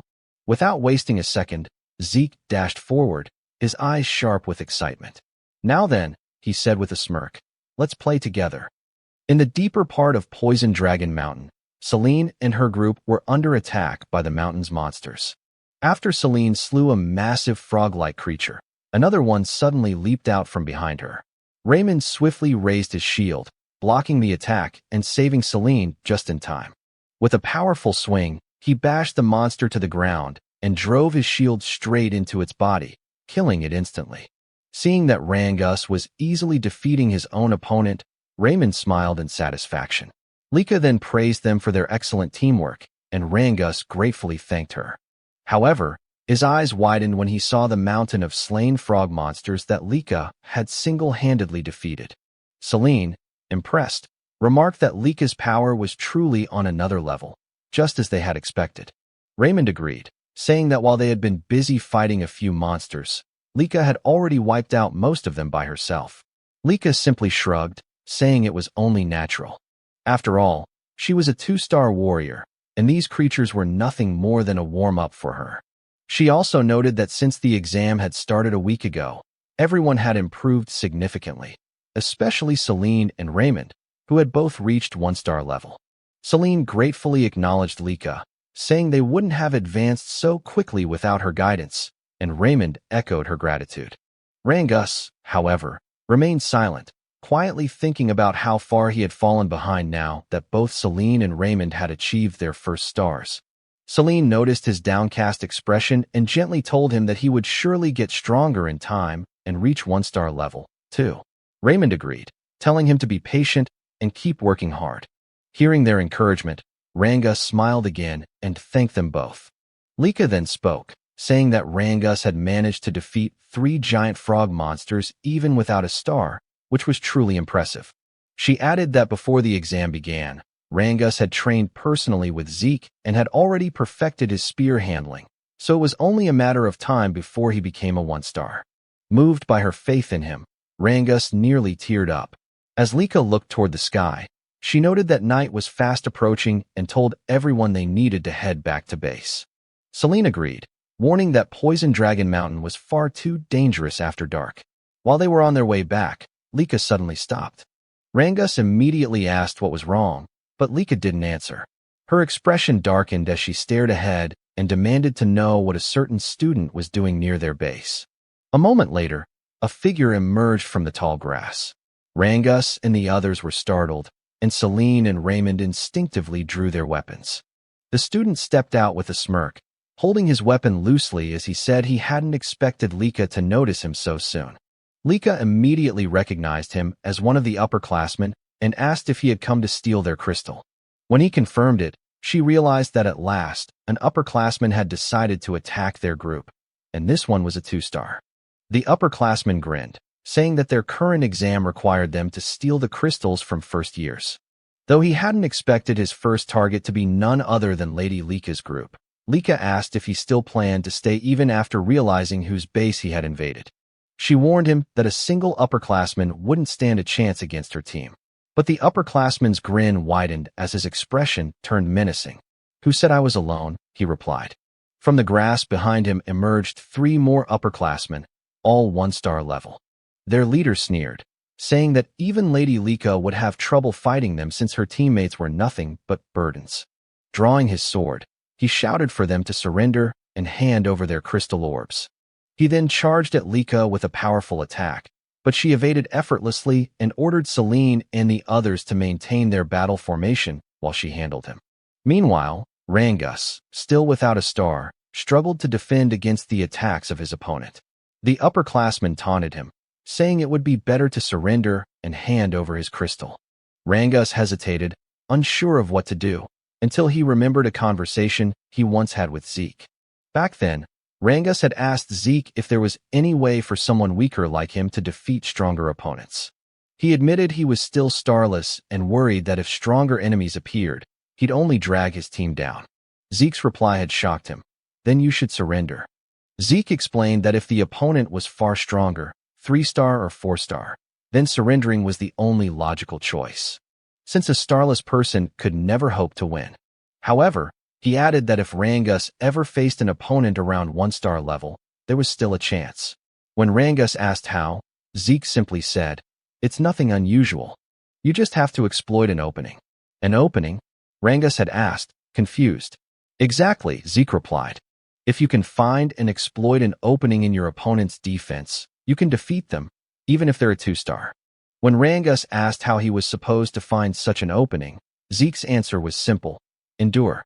Keep enduring until your opponent shows one. Rangus had been doubtful, but Zeke continued, "There's no other way. You can't force an opening against someone stronger. You can only endure until they make a mistake. If you can't even do that, then defeating someone stronger will always be a fantasy for you." Zeke added. If your opponent is someone special like Lika, then you won't last long. But against an ordinary 2-star, you should be fine. He then told Rangus that confidence in his own strength was crucial and gave him one last piece of advice. Don't overthink it. Don't think about how to create an opening or the difference in power. Just wait patiently, and when it appears, thrust your spear straight into it. Now, in the midst of battle, Rangus clenched his fists as Zeke's words echoed in his mind. Since he was weaker, he had no choice but to endure every attack and wait for the right moment. The upperclassman grew more and more frustrated as Rangus continued to withstand his blows. Just fall down already, he shouted in anger, unleashing a powerful strike. But in that instant, Rangus saw it, the opening Zeke had spoken of. Without hesitation, he gathered all his strength and thrust his spear straight into his opponent's body. The upperclassman coughed, collapsed, and lost consciousness instantly. As he fell, a radiant light glowed on Rangus's chest, the mark of his newly awakened 1-star. Lika noticed immediately, surprised yet proud that Rangus had taken down his opponent. Meanwhile, the leader of the upperclassmen was in disbelief, unable to understand why Lika's power felt so overwhelming despite them both being 2-star level. Lika realized that ever since mastering the axe arts technique Zeke had recommended, she had learned to channel greater force and energy into her great sword, which explained the vast difference in power. She told her opponent that it was his misfortune to have chosen her group as a target. Then, summoning golden lightning around her sword, she declared, "This battle ends here." Her blade struck with blinding force, and the enemy leader fell unconscious. After ensuring the enemies were defeated, Lika rushed back to her team and asked if everyone was safe. Once confirmed, the group cheered in relief. They had just won their first battle against upperclassmen. Celine and Raymond congratulated Rangus on reaching 1-star level, and Rangus thanked them with a bright smile. Lika looked at her team proudly, realizing that now all of her members had finally manifested their first stars. With that, she said that the next battles ahead would be much easier. Then, with a thoughtful expression, she wondered aloud how Zeke was doing. Meanwhile, elsewhere in Poison Dragon Mountain, a terrified upperclassman was running for his life. Tears streamed down his face as he muttered repeatedly, "Please don't come here. Zeke, don't come here." He cursed under his breath, trembling in fear, asking himself just what kind of monster that boy named Zeke really was. Moments later, the upperclassmen were running frantically, shouting for help, hoping and praying that Zeke would not follow them. As Zeke dragged along one of the upperclassmen he had just defeated, the others cursed in fear and confusion, asking what kind of monster or demon he was. Holding the corpse of a giant snake beast in one hand, Zeke grinned and mockingly asked what their problem was, wondering aloud if no one else wanted to play with him. The upperclassmen, now completely terrified, called him insane as they continued to flee. Some questioned why a lowerclassman like Zeke was the one hunting them down when it should be the other way around, that the upperclassmen were supposed to be the hunters, not the hunted. Suddenly, one of the fleeing upperclassmen tripped and fell. As he struggled to get back on his feet, he froze. The moment he lifted his head, Zeke was already standing right in front of him. With his crimson eyes faintly glowing, Zeke sighed and said he was getting tired of chasing him. He reached out his hand, offering to help the upperclassman stand up, but calmly added that once he did, he would have to fight him. The upperclassman's eyes widened in pure horror before his body went limp, and he collapsed unconscious on the ground. Zeke tilted his head in confusion, muttering to himself and wondering what had just happened to the man. He looked around and asked out loud what was going on with the upperclassmen, questioning why they had suddenly become so defensive and cowardly. Calling them pathetic, he mocked how aggressive they had been the first time they saw him, only to end up running away in fear. He then smirked and shouted for the others not to leave him behind. Just then, Zeke felt a faint presence nearby. Turning toward his side, he asked whoever was watching him why they didn't come closer if they wanted a better look. When he received no reply, Zeke chuckled and said that since the observer was still watching without interfering, it must mean there was nothing wrong with what he was doing. With that, he said he would stop holding back and continue his little game with the upperclassmen. From the direction where Zeke had sensed the presence, a man emerged. It was one of the overseers monitoring the examination. Beads of sweat rolled down his cheek as he whispered to himself, unable to comprehend what kind of child Zeke was. He had witnessed Zeke defeat upperclassmen who were supposed to be far stronger than him. And even more astonishingly, Zeke had sensed his hidden presence. Realizing the gravity of what he had just seen, the overseer decided he had to report everything immediately. Meanwhile, at the camp outside Poison Dragon Mountain, Freya was taken aback when several observers arrived to make their report. According to them, it had been 1 week since the examination began. At present, 30% of the lowerclassmen had already dropped out, while the remaining ones were gradually adapting to both their environment and the dangers of Poison Dragon Mountain. One of the observers added that they did not expect many more lowerclassmen to withdraw from the test. When Freya asked about the upperclassmen, however, the observers exchanged uneasy glances and couldn't answer her directly. Freya's expression darkened, and she ordered them to speak clearly. Finally, one of them admitted that the upperclassmen were constantly fleeing. Freya frowned, momentarily lost in thought, and asked why they were running away. What exactly were they escaping from? She pointed out that, to her knowledge, there were no monsters within Poison Dragon Mountain that could threaten the upperclassmen. One of the observers then explained that they were not running from a monster, they were running from Lord Zeke. Freya raised an eyebrow and asked why they would flee from him. The observer took a deep breath and said that Zeke had been relentlessly attacking and hunting the upperclassmen. At first, they tried to fight back, but eventually, they had no choice but to run. Another observer spoke up, asking what kind of person Lord Zeke even was. Based on what he had seen, Zeke seemed to be enjoying himself, gleefully cutting down upperclassmen and hunting them like prey. For him, it was something completely unprecedented. A second observer nodded in agreement, saying that even though Zeke was the son of the Eldragon family head, he was far from normal. To them, Zeke was no longer just a prodigy. He was something beyond, a true monster in human form. Freya listened quietly, then spoke with a calm but serious tone. She admitted that she had also suspected Zeke was unusual from the very beginning. Unlike the others, he had chosen to take the exam alone and appeared completely relaxed upon entering Poison Dragon Mountain. That could only mean one thing. Zeke never planned to hide from the upperclassmen. From the very start, his intention had been to hunt them down himself. Remembering the look in Zeke's eyes when they first met, Freya couldn't help but think that the boy was indeed a monster. Suddenly, one of the observers frowned, asking what that strange sound was. Freya's lips curved into a faint smile as she said that what they were hearing was something she had been waiting for. A man then approached and asked Lady Freya where they should place the massive cage they had brought. Freya told them to leave it where it was and thanked them for their work. When the observers turned to look at the cage, their eyes widened in shock. They immediately asked what kind of creature was inside, and some even questioned whether Freya truly intended to release it into the mountain, as the creature's aura alone revealed it to be at least a 3-star level beast, far too powerful for any of the students to handle. But Freya, clearly pleased, reassured them that there was nothing to worry about. Adjustments had already been made to the creature. It would only target individuals of 2-star level strength or higher.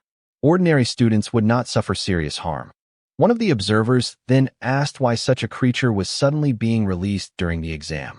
Freya replied calmly that it was a direct order from their family head, Balza. In her mind, she wanted to witness the abilities of the boy whom their soldiers had already begun calling a monster. She wanted to see whether Zeke could survive against such a being.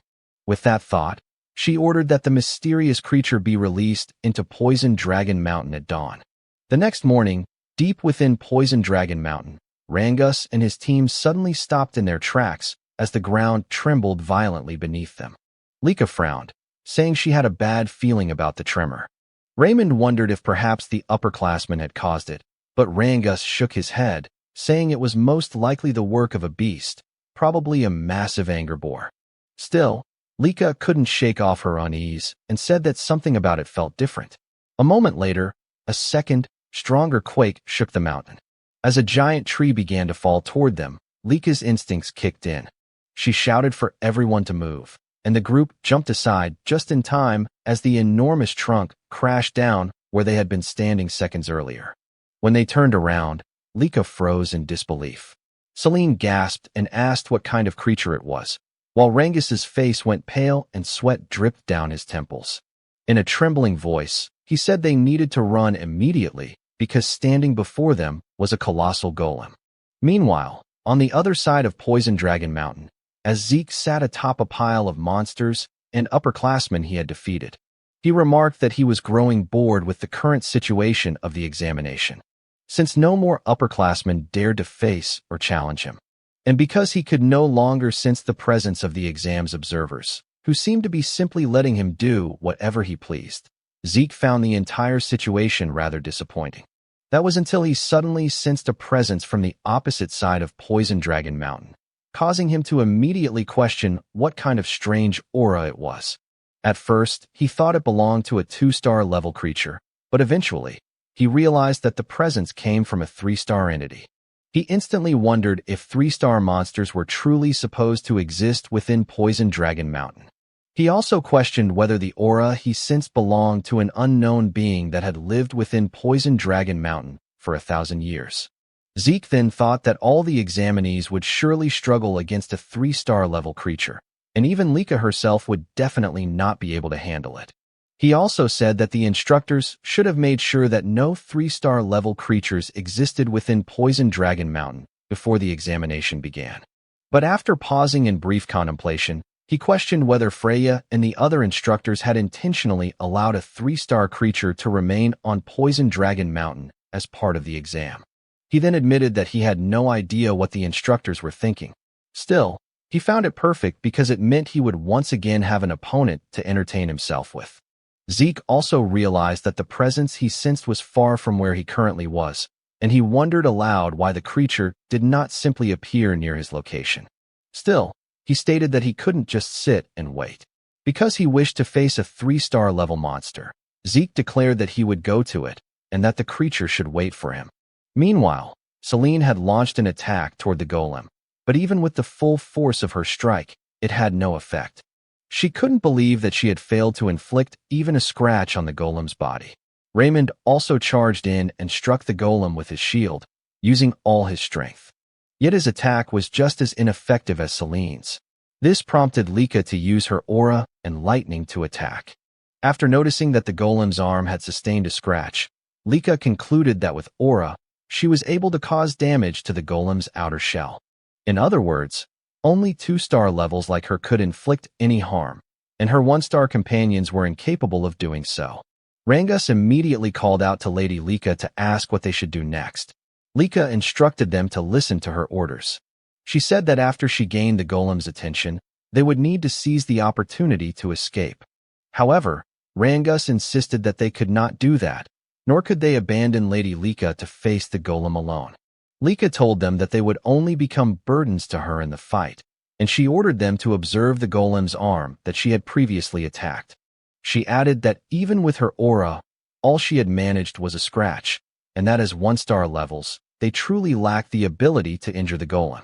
Raymond admitted that while they indeed could not injure the creature, they could still support Lika in battle, ensuring that every attack she launched would land successfully. When Lika asked what they meant, Rangus stated that he would do everything in his power not to become a burden. Celine agreed, saying that if they worked together to make sure Lady Lika's attacks hit their mark, then they would surely gain a chance to win. Because of the determination and trust her companions showed her, Lika couldn't help but smile, saying she understood what they wanted. She said she would rely on them to provide support so her attacks would land. As Lika gathered her aura and lightning into her sword, Raymond prepared to defend, while Rangus and Celine readied themselves for their offensive support. After Lika finished concentrating all her power into her sword, she instructed them to begin their renewed assault on the golem. Lika quickly advanced to the front to face the golem, but the creature immediately launched an attack toward her. Raymond used his shield to protect her, but because he was still only a 1-star level, he struggled to withstand the golem's 3-star power. Rangus and Celine dashed forward to attack the golem and draw its attention away. Meanwhile, Lika swiftly moved behind the golem to deliver her strike. She unleashed her lightning great sword technique, Heaven's Thunder, striking the golem from behind with her full strength. A powerful explosion erupted within the forest of Poison Dragon Mountain.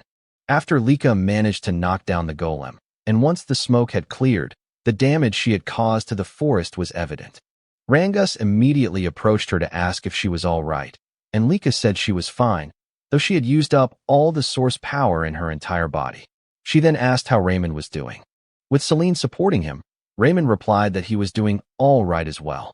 But when Lika said that they should return to their base, she suddenly sensed the golem's presence again behind them. She quickly shoved Rangus away, resulting in Lika being the one seized by the golem. As the golem held her, she couldn't believe that it was still capable of moving. She realized she had grown too complacent after her attack. Celine also couldn't believe that after being hit by Lika's full power strike, the golem was still alive and able to move. Rangus immediately tried to save Lady Lika by attacking the golem with his spear, but the golem swung Lika rapidly, preventing him from landing a blow. As Rangus grew increasingly concerned for Lika, a tree suddenly came hurtling toward their direction. When the tree struck the golem, it released Lika from its grip. Rangus quickly helped her stand and move away from the creature. Lika, still confused, wondered aloud what had happened and how she had managed to escape the golem's hold. Then Zeke suddenly asked what kind of situation they were dealing with. Rangus and Lika immediately recognized him upon hearing his voice.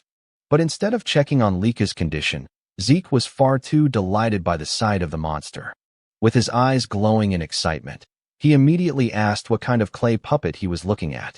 Just moments before Zeke arrived at the location where he had sensed the presence of the golem, he caught sight of a golden lightning aura. He immediately realized that this aura belonged to Lika, and he couldn't believe that Lika's group would be the first to encounter and clash with the monster. As Zeke continued sprinting at full speed, he said that in his previous life, he could have reached the location of the aura he sensed in an instant. But now, he could do nothing but run toward the monster's location, something he found utterly pathetic in his current state. He also thought about how Lika's group was filled with promising youngsters.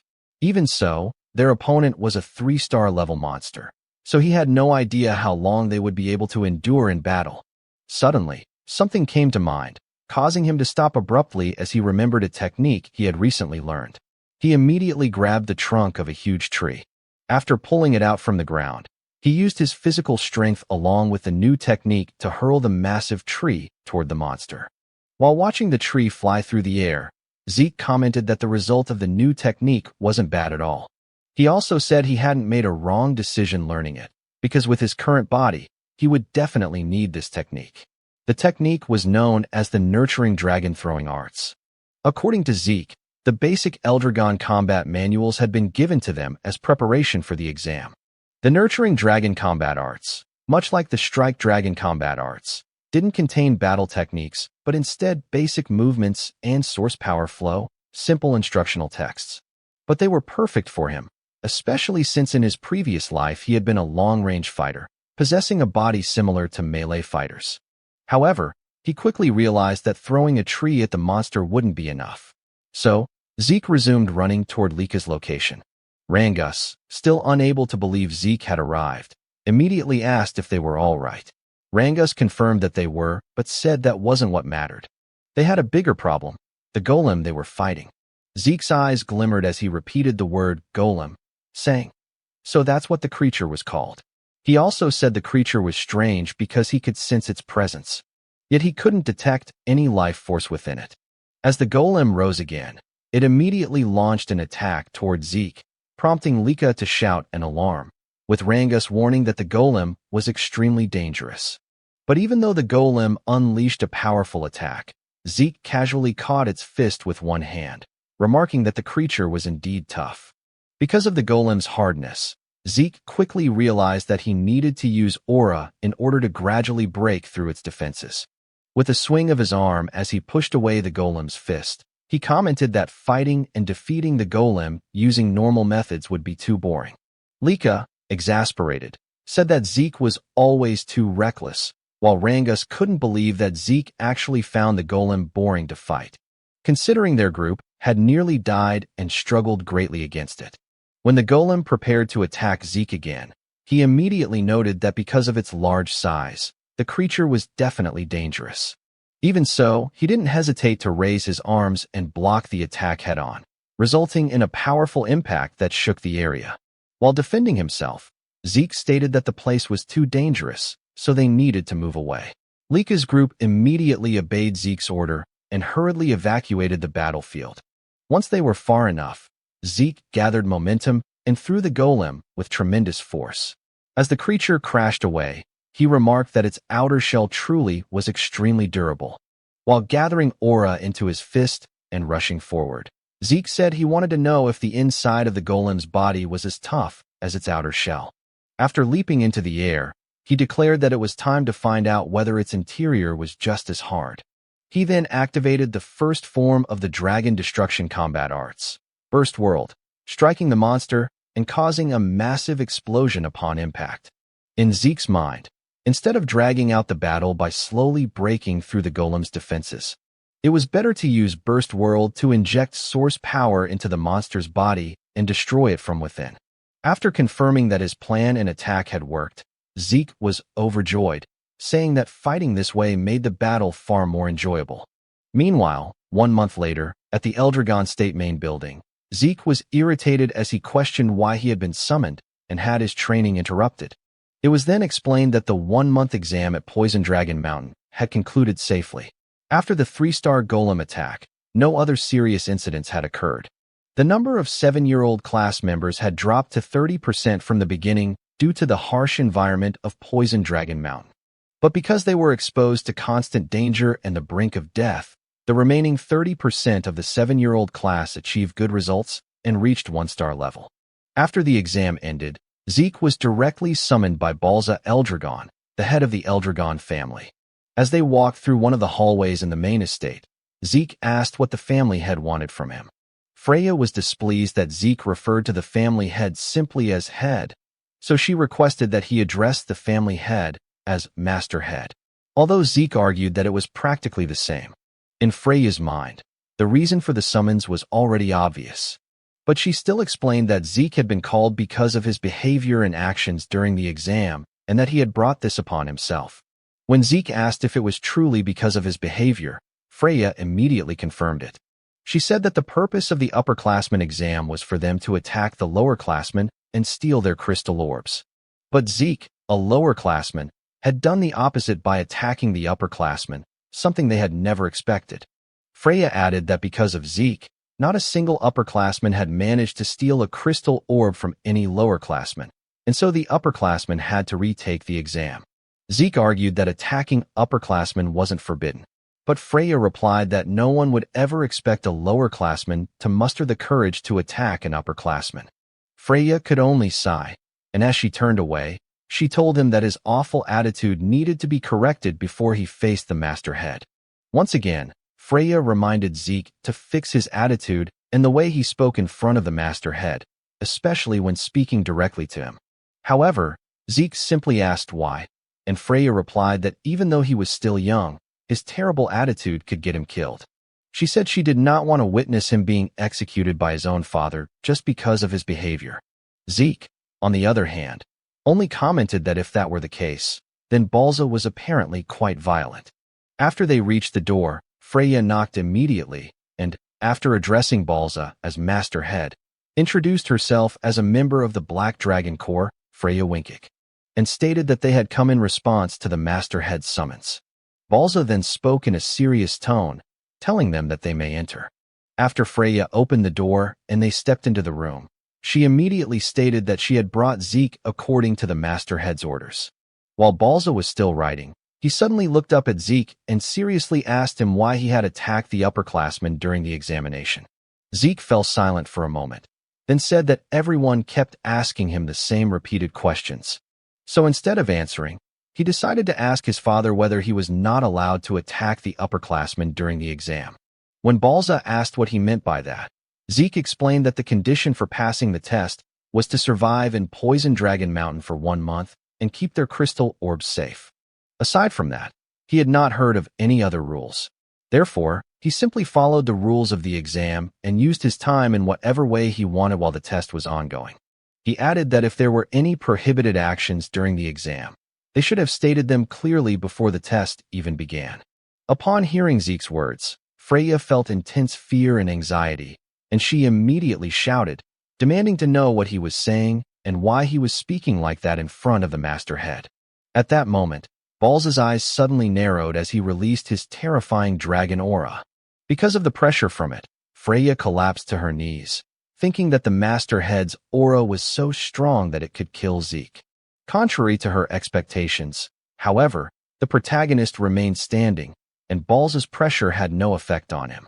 On top of that, Zeke even told Balza to stop trying to intimidate him because it was becoming extremely annoying, causing Balza's expression to darken in both shock and irritation.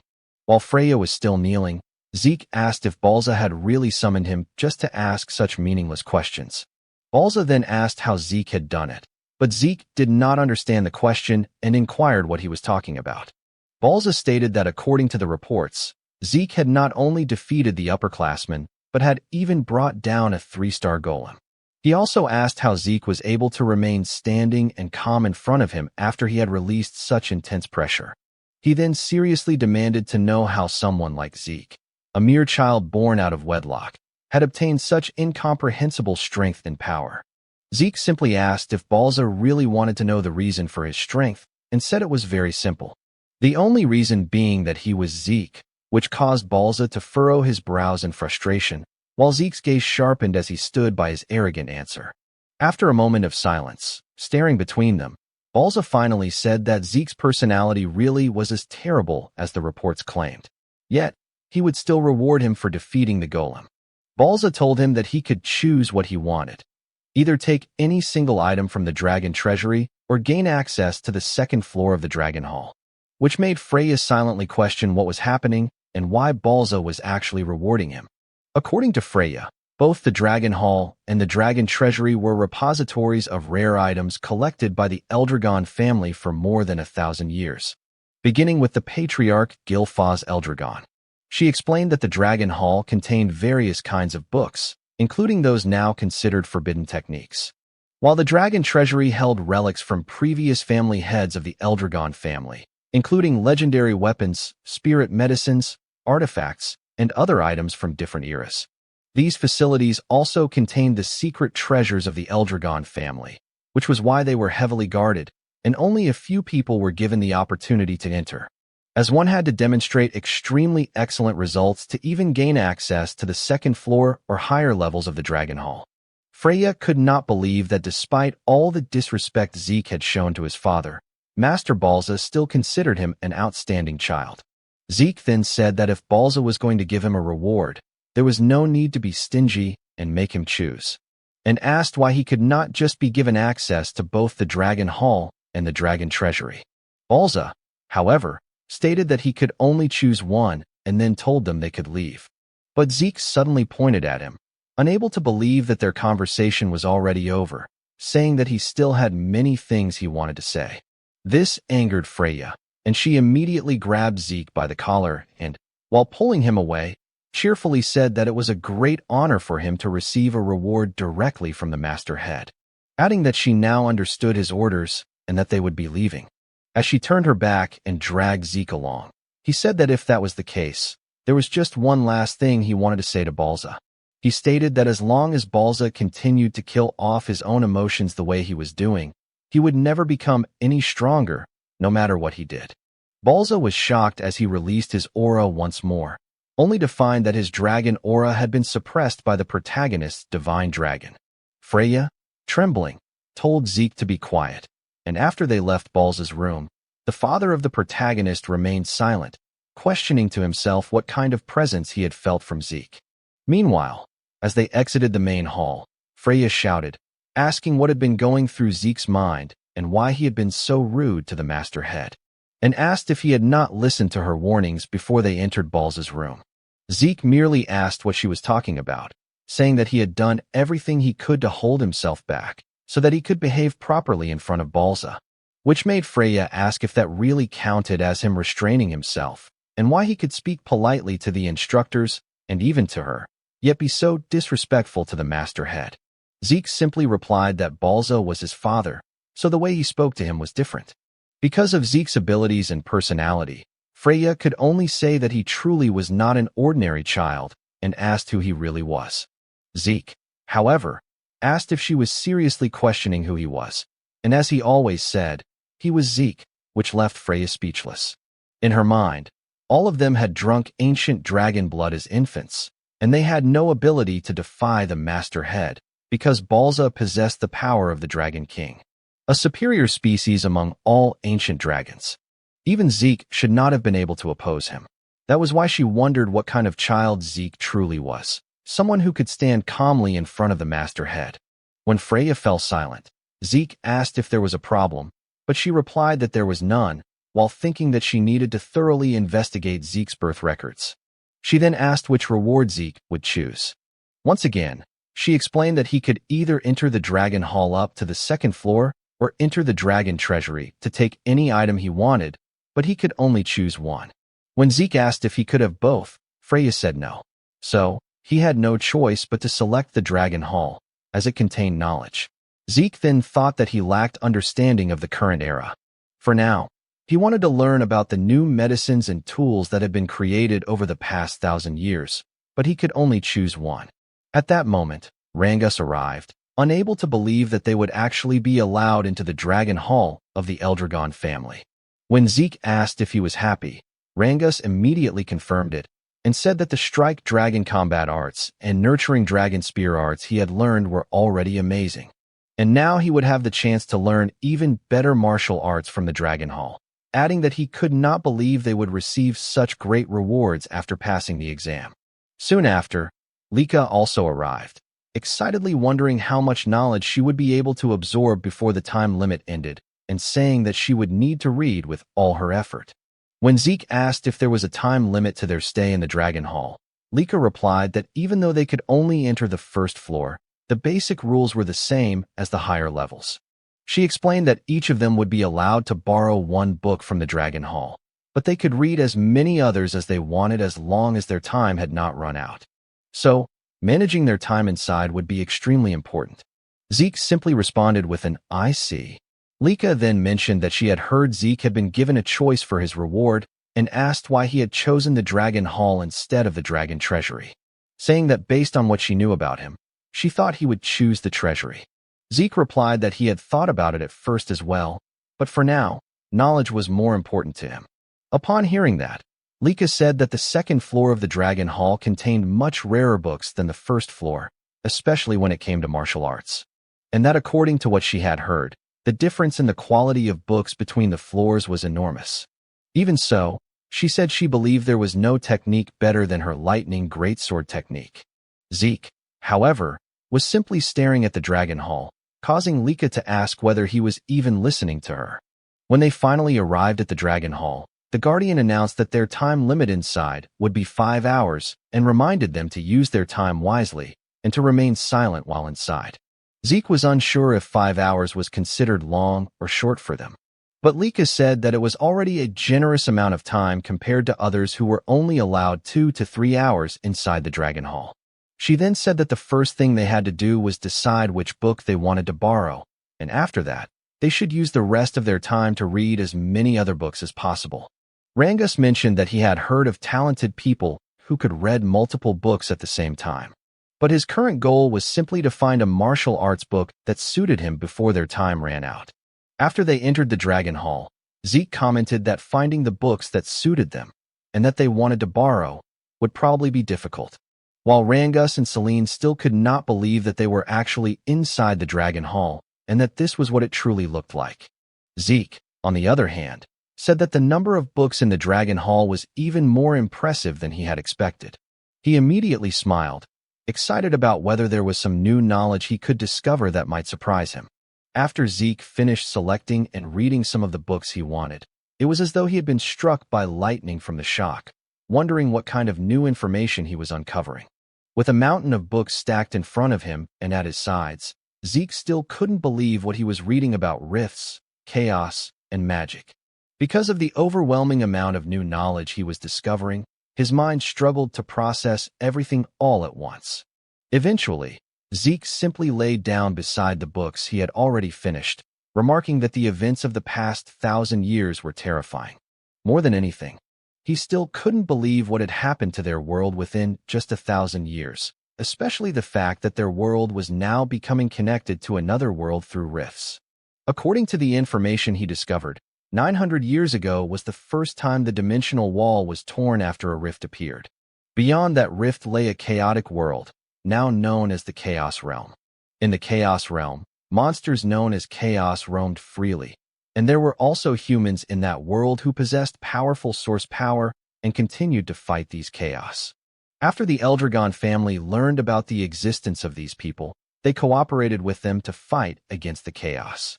Through the bond formed in war and their continuous battles against the chaos, for powerful female warriors from the other world eventually married into the Eldragon family.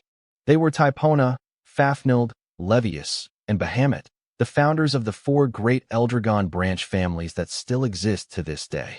Zeke's thoughts then drifted back to the anger boar he had killed in the forest, the one covered in a strange black mist, as well as the lightning aura he had recently seen from Lika. He admitted to himself that he truly knew nothing about any of those things, because both the strange black mist from the anger boar and Lika's lightning aura originated from the other world. But what truly caught his interest was magic. For to Zeke, it felt like an advanced form of technology brought by the people from the other world into their own.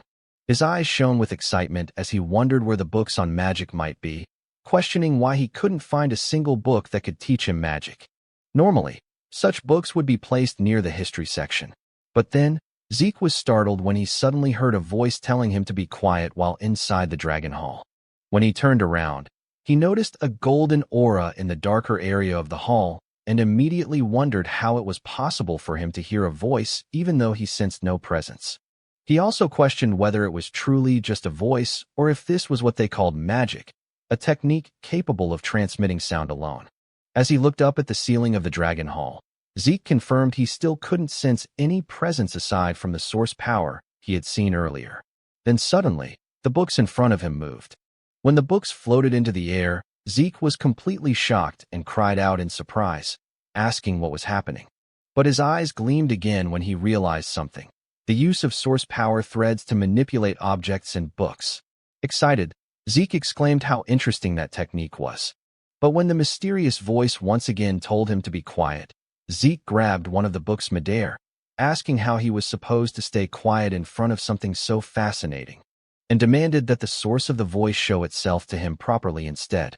However, the cloaked figure sitting on the upper floor of the Dragon Hall remained silent.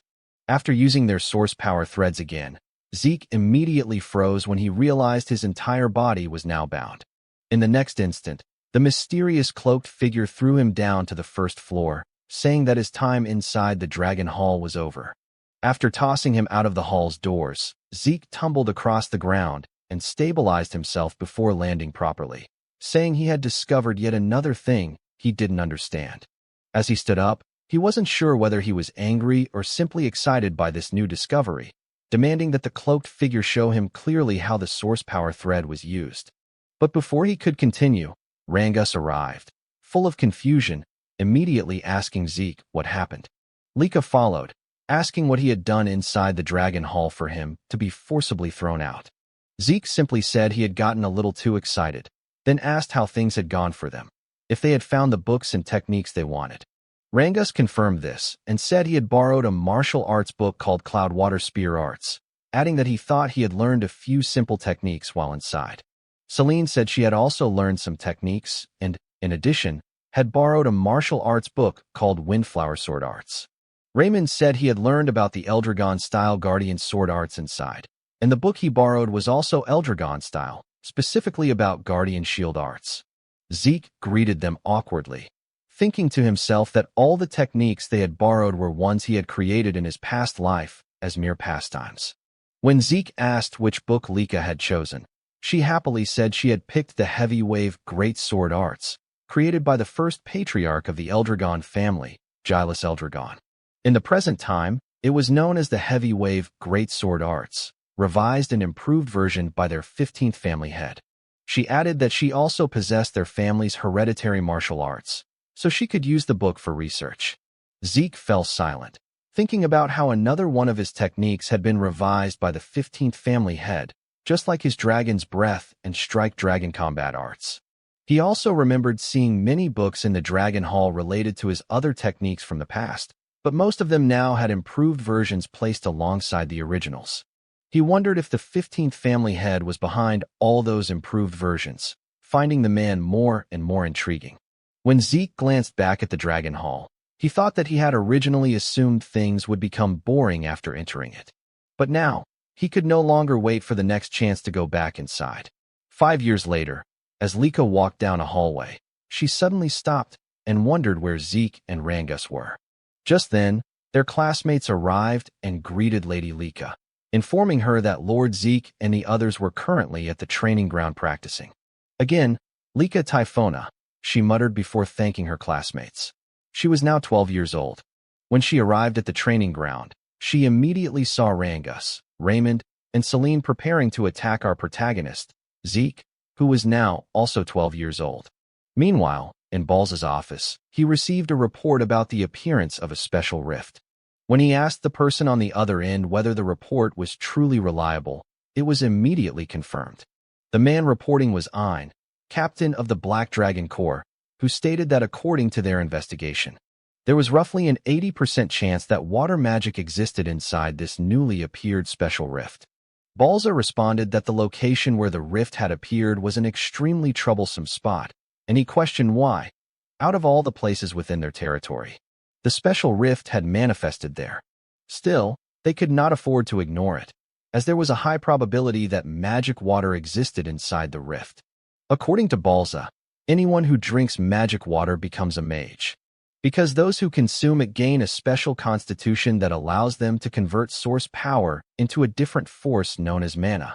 He further explained that the emergence of mana-based magic introduced entirely new techniques to the world and, at the same time, sparked fierce territorial struggles over the sources of magic water known as magic springs. In this age of magic, the number of mages directly determines a house's military strength. However, within Eldragon territory, not a single magic spring existed. For a house like the Eldragon family, which possessed no magic springs, there was only one way to obtain magic water: conquering special rifts.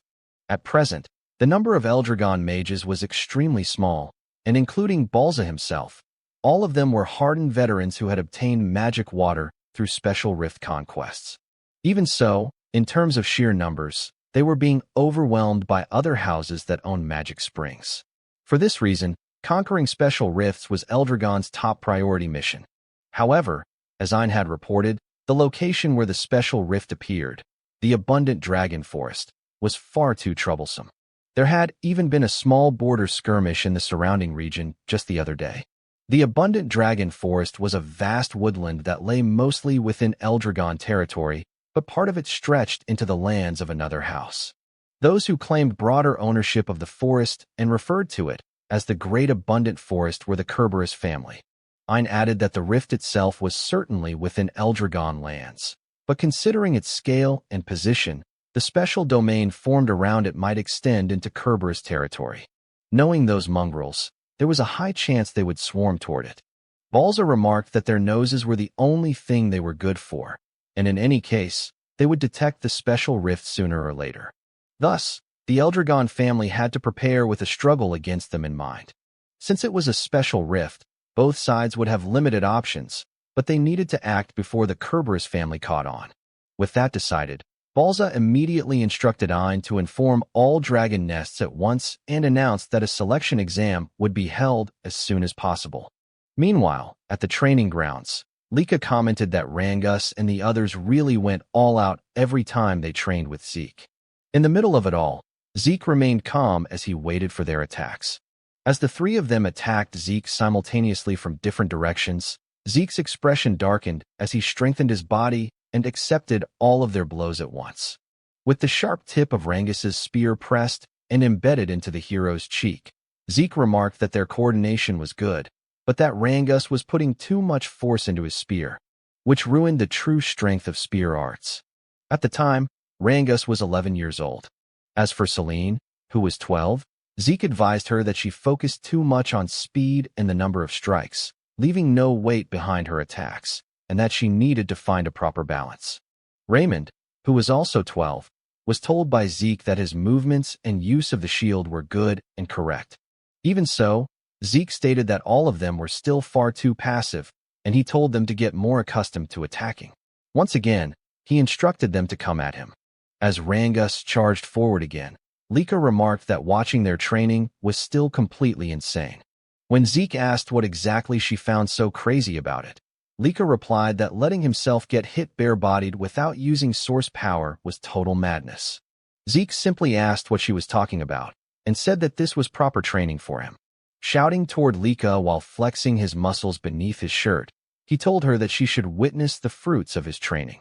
Zeke added that because of this training, his body had become sturdy even without source power. Lika complained that Zeke should at least have them stop attacking while they were talking.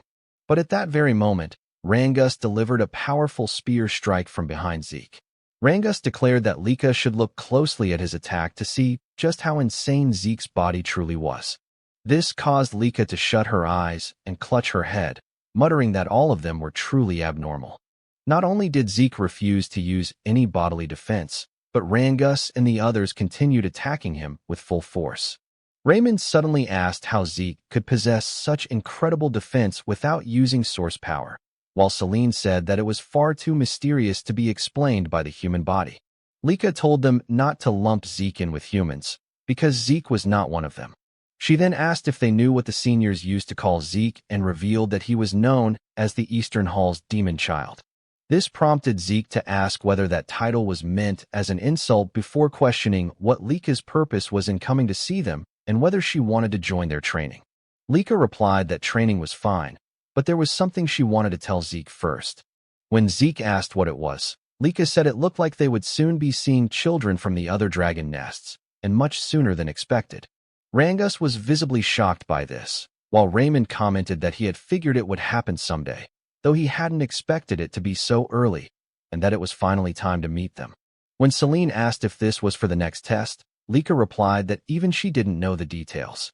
Zeke then asked where Lika had picked up such rumors, to which she answered that she simply observed the instructors, their conversations, and their movements. Zeke said that he had never paid attention to such things, meaning gossip and rumors from instructors, the way Lika always did. Lika responded that regardless, they needed to be careful because the West Hall had that guy. By that guy, she meant one of the next head candidates besides herself and Zeke. Zeke merely said that now it sounded fun. A few days later, the students of the East Dragon's Nest were gathered in the arena, including several students who were being introduced for the first time. Zeke noted that everyone had been assembled in the arena without any distinction by grade, and Lika agreed, adding that just as she had said before, they would meet students from other dragon nests. After a short while, the students suddenly fell silent as Freya arrived and immediately ordered them to quiet down. Once the students were lined up before her, Freya announced that 3 days from now, they would be fighting the children of the other dragon nests. Again, Freya announced that 3 days from now, they would be fighting the children of the other dragon nests, also known as the Dragon Halls. This immediately caused murmurs to spread among the students, as many of them could not believe that they would be facing students from other dragon halls this time. According to them, battles between students of different dragon halls usually only happened during graduation exams, so they could not help but wonder why such a fight was suddenly being held. Now, Freya explained that there were various reasons behind it, but she could not discuss the details yet. She then added one more thing she wanted to mention. Those who won these matches would be given a special mission. Upon hearing this, Zeke's eyes immediately lit up with excitement. He began to wonder if the special mission Freya mentioned would be worth fighting for, and in his mind, the situation was becoming more and more interesting. Freya then told the students that the matches would be elimination style, with 7 participants selected from each of the East, West, South, and North halls. She also said that the students themselves would decide who would compete and that the selection had to be finished today. One of the upperclassmen asked Freya if those 7 fighters would be chosen only from among the upperclassmen. In response, Freya simply asked him what he thought was the reason she had gathered every student of their hall there, then stated that participants would be selected from all grades. This caused several upperclassmen to look slightly shocked, and they immediately began questioning what the lowerclassmen could possibly do against students from the other dragon halls. According to them, there was not a single lowerclassman capable of fighting on equal footing with the upperclassmen, as all lowerclassmen were weak beings. However, before leaving, Freya bluntly stated that she did not care either way and that they should decide everything among themselves today. As soon as Freya left, one of the upperclassmen named Rick suddenly shouted, telling all the lowerclassmen to listen to him. He declared that the 7 fighters would be chosen from among the upperclassmen and asked if any lowerclassmen had a problem with what he said. Lika immediately shouted back, saying that she did have a problem with Rick's decision. She stated that it was obvious they should also select from the lowerclassmen because they had just as much right to participate in the battle. Rick looked at Lika with a mocking smile and said that she seemed to be under some misunderstanding. What they were discussing, according to him, was everyone's ability. He added that no matter how noble Lika's bloodline was, in a contest of skill, it meant nothing. In response, Lika slowly walked toward Rick as her aura burst forth. As she revealed her 3 stars, she asked him if ability was truly what they were talking about when choosing who would fight the other dragon halls. The upperclassmen were shocked, unable to believe that Lika was already at the 3-star level. Some of them had heard rumors that she was only at 2 stars, so they began questioning how this had happened. Lika merely said that she agreed with Rick's statement that strength and ability should be the basis for choosing who would fight the other dragon halls. She then loudly asked Rick if there were 7 upperclassmen stronger than her, and if not, then they should also select from the lowerclassmen. Enraged and irritated, Rick was unable to answer immediately and eventually said that the only reason Lady Lika was stronger than the other upperclassmen was because her bloodline was special. Nevertheless, Rick insisted that aside from Lika, there was not a single lowerclassman capable of standing against the upperclassmen, calling them nothing but trash. At that moment, Zeke suddenly told him that he was too noisy. Rick, now furious at the protagonist, asked if Zeke could repeat what he had just said. As requested, Zeke mockingly repeated that Rick was too loud and annoying, causing Rick's anger to flare even further. Zeke then calmly asked Rick if he truly believed that all lowerclassmen were weak beings and nothing but trash in the eyes of the upperclassmen. Rick fell silent in shock as Zeke's expression changed and his aura surged forward. Zeke asked if the upperclassmen would agree to everyone fighting each other until only 7 students remained. This made Lika immediately grab her head, saying that Zeke's suggestion was a huge problem. She also commented that his idea was far too violent. Lika then explained what she was trying to say instead. How about holding preliminaries for those who wanted to participate, allowing anyone who wished to compete in 3 days to join, regardless of grade? She asked the upperclassmen what they thought of her suggestion, adding that if they were confident in their abilities, there should be no problem. Rick agreed to Lika's proposal, even though he thought it would only be a waste of time, as they needed to focus on their training. As the upperclassmen turned away, Rick glanced back at Lika and Zeke. Lika then asked Zeke if he would join the preliminaries, and Zeke immediately confirmed it. He also said that Rangus, Celine, and Raymond should join as well. The 3 were slightly shocked, and Rangus quickly asked if Zeke was serious about making them join the preliminaries and fight the upperclassmen. Zeke confirmed it without hesitation. He said that they had been training with him all this time, and if they could not show the results now, then when would they ever be able to show them? Celine commented that the pressure of fighting upperclassmen was insane, while Raymond simply said that since Zeke had already decided, all they could do was give their best against the upperclassmen in the preliminaries. Lika then said that it seemed she would once again be fighting alongside her teammates, and she immediately asked the other lowerclassmen if any of them also wanted to join the preliminaries. However, the other lowerclassmen were too nervous, whispering among themselves and saying that they had no chance of winning against the upperclassmen, especially since there were 3-star levels among them. Hearing this, Zeke let out a sigh and asked his fellow lowerclassmen why they lacked motivation. He told them that fighting stronger opponents was where they gained the most and added that, for now, he wanted to see the so-called abilities of their upperclassmen. After the upperclassmen took out their weapons, they spoke among themselves, saying that the selfishness of lowerclassmen these days was such a pain. No matter how hard the lowerclassmen tried, there was no way they could win against them. As Rangus and the others gathered together, Trembling from the anxiety they felt about facing the upperclassmen, one of the upperclassmen mockingly said that they should go easy on the lowerclassmen. Another upperclassman laughed and agreed, adding that aside from Lady Lika, the lowerclassmen were all like babies, only at 2-star levels. Zeke noticed the reactions of Rangus and the others. So he asked them why they looked so gloomy and whether they were worried about the battle. Rangus immediately confirmed it, saying that their opponents were all 3-star upperclassmen, so it was only natural to feel worried. Zeke then reminded them that they had trained hard with him for the past 5 years and had done well in their training. Because of that, he said they needed to have more faith in themselves. Celine and Raymond were immediately encouraged by Zeke's words and reminder, while Rangus still could not completely shake off the nervousness he felt about the upcoming fight. Suddenly, one of the upperclassmen shouted, telling them to stop chattering because they were just wasting precious time, and that upperclassman did not have time to waste on lowerclassmen. He told them to hurry up and start the fight already, saying they would teach the lowerclassmen their proper place. However, in less than a minute, the spectators could not believe what they were witnessing, immediately questioning what was happening and how the lowerclassmen had managed to defeat the upperclassmen so easily. Some of those watching even wondered if the upperclassmen were really this weak this year, but others said it was not that the upperclassmen were weak. Rather, the lowerclassmen they faced were simply monsters.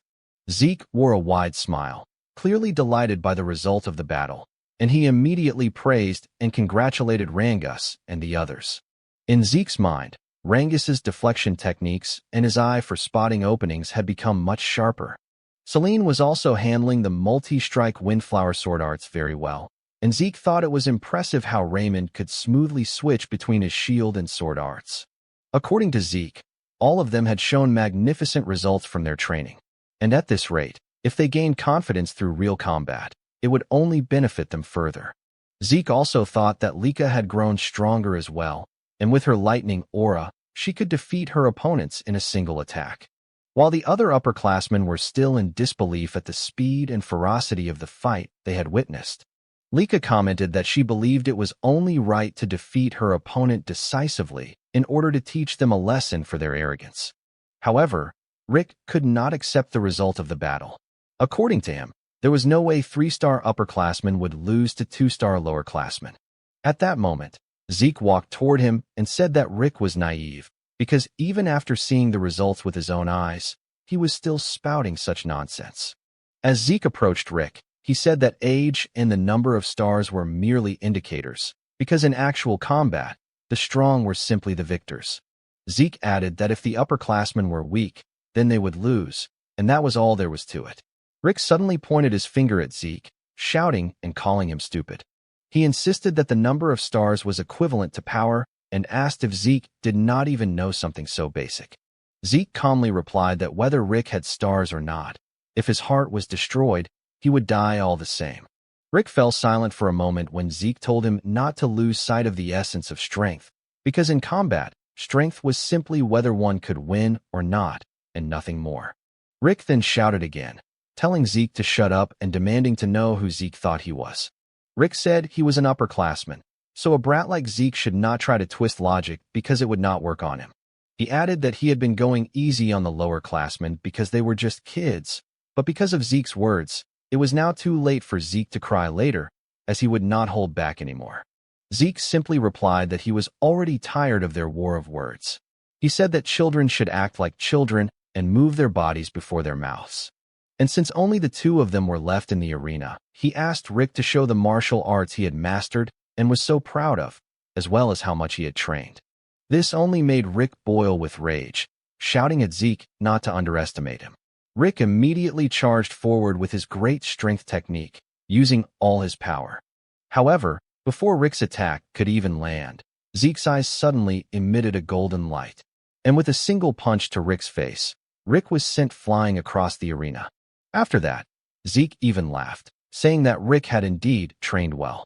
Because of Zeke's remark, the entire audience fell silent, as did Rick, who remained kneeling on the ground.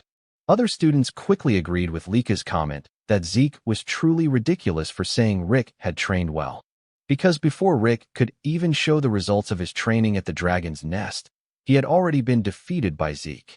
Meanwhile, at the West Hall training grounds, students could be seen groaning in pain, clutching various parts of their bodies from the injuries they had sustained after the battle.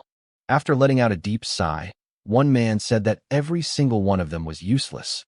This man was one of the candidates for the next family head, Untitled Eldragon. Soon after, other students arrived, and one of them addressed him as Lord Vanille, reporting that the selection here was already complete. This man, Alan, Vanille's right-hand man, was a 3-star level, and behind him were the other 3-star students who had passed the selection, including Retin, who was only 12 years old. Vanille immediately noticed Retin and called him over, asking if he was truly already a 3-star level despite being a lowerclassman. When Retin confirmed it, Vanille praised him, saying that he liked competent people like Retin. Vanille added that if Retin proved useful, he would make him one of his subordinates. Retin immediately bowed and thanked Vanille, thinking to himself that Lord Vanille had acknowledged his strength and that with Lord Vanille here, there was no way the West Hall would lose to the other halls. Retin also believed that if they achieved great results in the special mission, Lord Vanille would become the next head of the Eldragon family, and when that happened, he would become a direct subordinate of the family head. Alan then stepped closer to Vanille and said there was something he needed to inform him about. When Vanille asked what it was, Alan whispered that apparently Lady Lika would be participating in the East Hall selection team. This made Vanille scratch his head in irritation, with annoyance clearly visible on his face. He said that Lika was an endlessly annoying pest to him. He then stood up and said that it did not matter, because no matter how excellent Lika was, they would be the ones to win. Vanille declared once more that they would win, complete the special mission, and prove to his older brothers that the seat of the next family head truly belonged to him. On the day of the selection, all of the participants gathered along with the students of Dragon's Nest from the various dragon halls.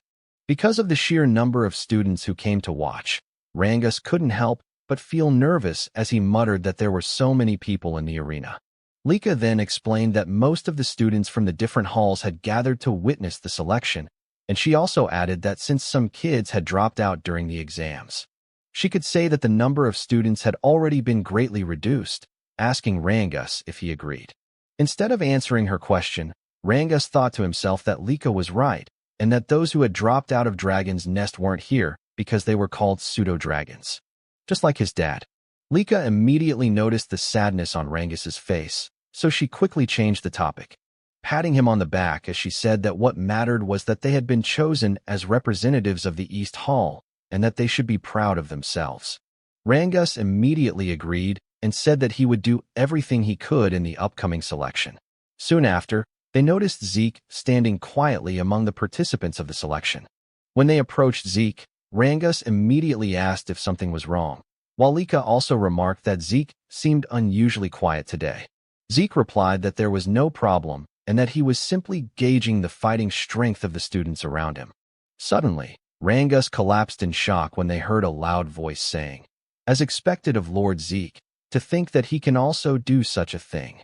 When Zeke turned toward the source of the voice, he saw 2 students running toward them. At the same time, Zeke casually remarked that things had certainly changed. The 2 upperclassmen, who were also members of the selection and were currently running toward him, immediately agreed with what Zeke said. Rick added that after their battle, they had reconsidered their way of thinking, and even though he was part of Eldragon, he genuinely respected the strong.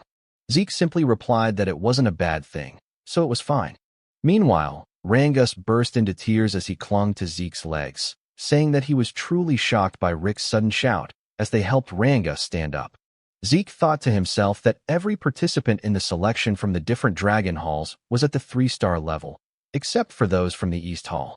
As he expected, there were no 4-star students among the participants, but there were several who already had 1 foot in that realm. That was why Zeke was excited to see what kind of techniques he would witness this time. While they continued talking, a girl suddenly hugged Lika from behind, and Lika immediately recognized her as Sandy. Because of Lika and Sandy's loud voices, Zeke also turned his attention toward them. While still hugging Lika, Sandy said that it had been a long time since they last saw each other and asked how Lika had been. She also asked if anyone was bullying Lika, but Lika simply replied that she was fine. When Celine asked who the person hugging Lika was, Lika immediately introduced her as Sandy, her cousin Sandy Typhona, the daughter of the Typhona family head. This shocked Rangus and the others, as Sandy was also a member of one of the 4 great families. With a serious tone, Sandy asked Lika who these kids were, and Lika answered that they were her companions and also her friends. Sandy then asked if Lika was sure they were her friends, saying that while it was good to get along with other kids, they lacked the ability to be Lika's companions. Since Lika was one of the candidates to become the next family head of the Eldragon family, Zeke immediately intervened, saying that it would only become clear when they fought. When Sandy asked who he was, Lika quickly said that he was Zeke and also one of the candidates like her. Sandy then asked if he really was a candidate and whether he was the rumored illegitimate child of the current family head. She bluntly stated that she never thought a mere bastard like Zeke would still be alive. Despite Sandy's harsh words, Zeke remained smiling, while Lika was clearly shocked and immediately asked Sandy why she was acting like that in front of her friends and Zeke. Sandy was surprised by Lika's reaction and said that even if Zeke was an illegitimate child, he was still Lika's rival.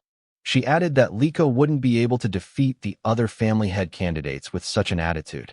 Sandy also remarked that Zeke's group was of poor quality, as none of them were even 3-star level, and asked if the East Hall students were really that weak now.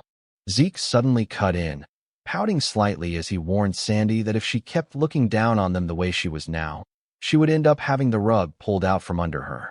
Sandy's expression immediately darkened, her eyes narrowing as she asked Zeke to repeat what he had just said, questioning whether a mere illegitimate child with no backing other than the family head's blood was actually daring to lecture her. Zeke calmly replied that what he said wasn't advice, but a warning. This caused Sandy to flare up in anger, but another student quickly stepped in and said that Sandy shouldn't cause trouble for the other teams. The student introduced himself as Edgy's Vanblade, a representative of the North Hall. As Rangus tried to recall who Edgy's was, Sandy told him not to interfere, saying that they were in the middle of an important conversation. Edgy's, however, smiled and said he couldn't let it slide since the selection battle was about to begin. As the students continued chatting while waiting for the selection to start, a man suddenly arrived and drew everyone's attention. Rangus, Lika, and Sandy all fell silent, while Zeke smiled brightly, excited for the battle to come. The man who announced that the selection battle would now begin was none other than the captain of the Gold Dragon Corps, Teach Mintrick, Teach also known as the Educator.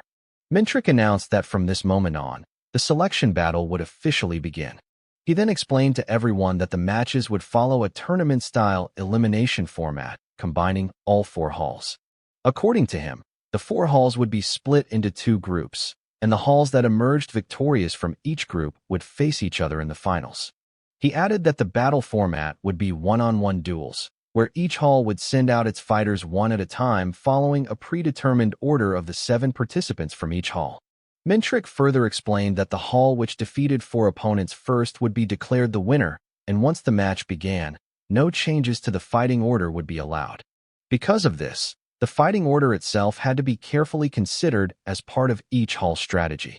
As a final point, Mintrick revealed that those selected through this match would be assigned a special mission, one that was extremely important to the Eldragon family.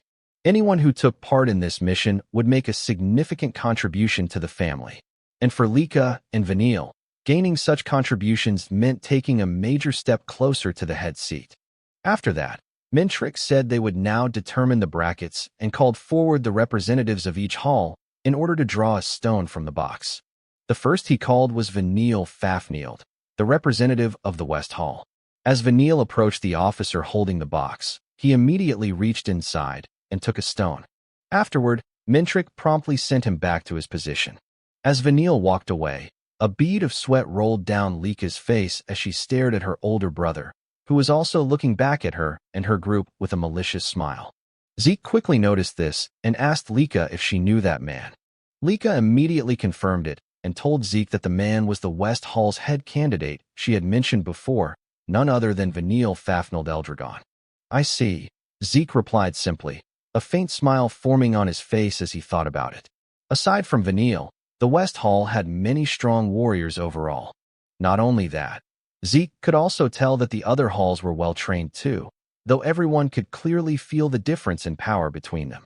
Soon, Zeke's gaze landed on Retin, and he thought that it had been a while since he last saw that face. According to Zeke, Retin already had considerable skill during the entrance exam, but to have reached the 3-star level at the age of 12 made Zeke smile, thinking that Retin must have trained extremely hard as well. Just then, Retin suddenly noticed Rangus, and his expression darkened with hostility as he questioned why Rangus was even included in the current selection. Students who recognized Rangus were also shocked, some even shouting in surprise as they wondered what Rangus was doing in the arena. Because of this, Rangus once again felt nervous. When Raymond noticed it, he immediately asked if Rangus was okay. Rangus hesitantly replied that he was fine, while Retin continued to stare at him with clear malicious intent. Soon after, Mintrick called the representative of the North Hall. After Edgies drew a stone from the box, Mintrick then called the representative of the South Hall, who likewise took a stone. Finally, he called the last representative from the East Hall. When Lika heard this, she immediately told Zeke that he was being called forward, causing Zeke to look at her in confusion as he asked why he had to be their representative. Lika calmly replied that the reason was simple. It was because he was the strongest in their group. Eric and the others immediately agreed with her, while Zeke questioned whether, in situations like this, it would be better to send the youngest member of the group instead. Lika merely asked what he meant by that, then added that they were all about the same age anyway before ordering Zeke to go forward and take a stone. With no other choice, Zeke accepted his role as the East Hall's representative and stepped forward. However, Sandy suddenly questioned why an illegitimate child like Zeke was chosen as their representative instead of Lika herself. Lika simply replied that it was because Zeke was the strongest among them. Even so, Sandy did not believe her. According to Sandy, Zeke was not even at the 3-star level like Lika.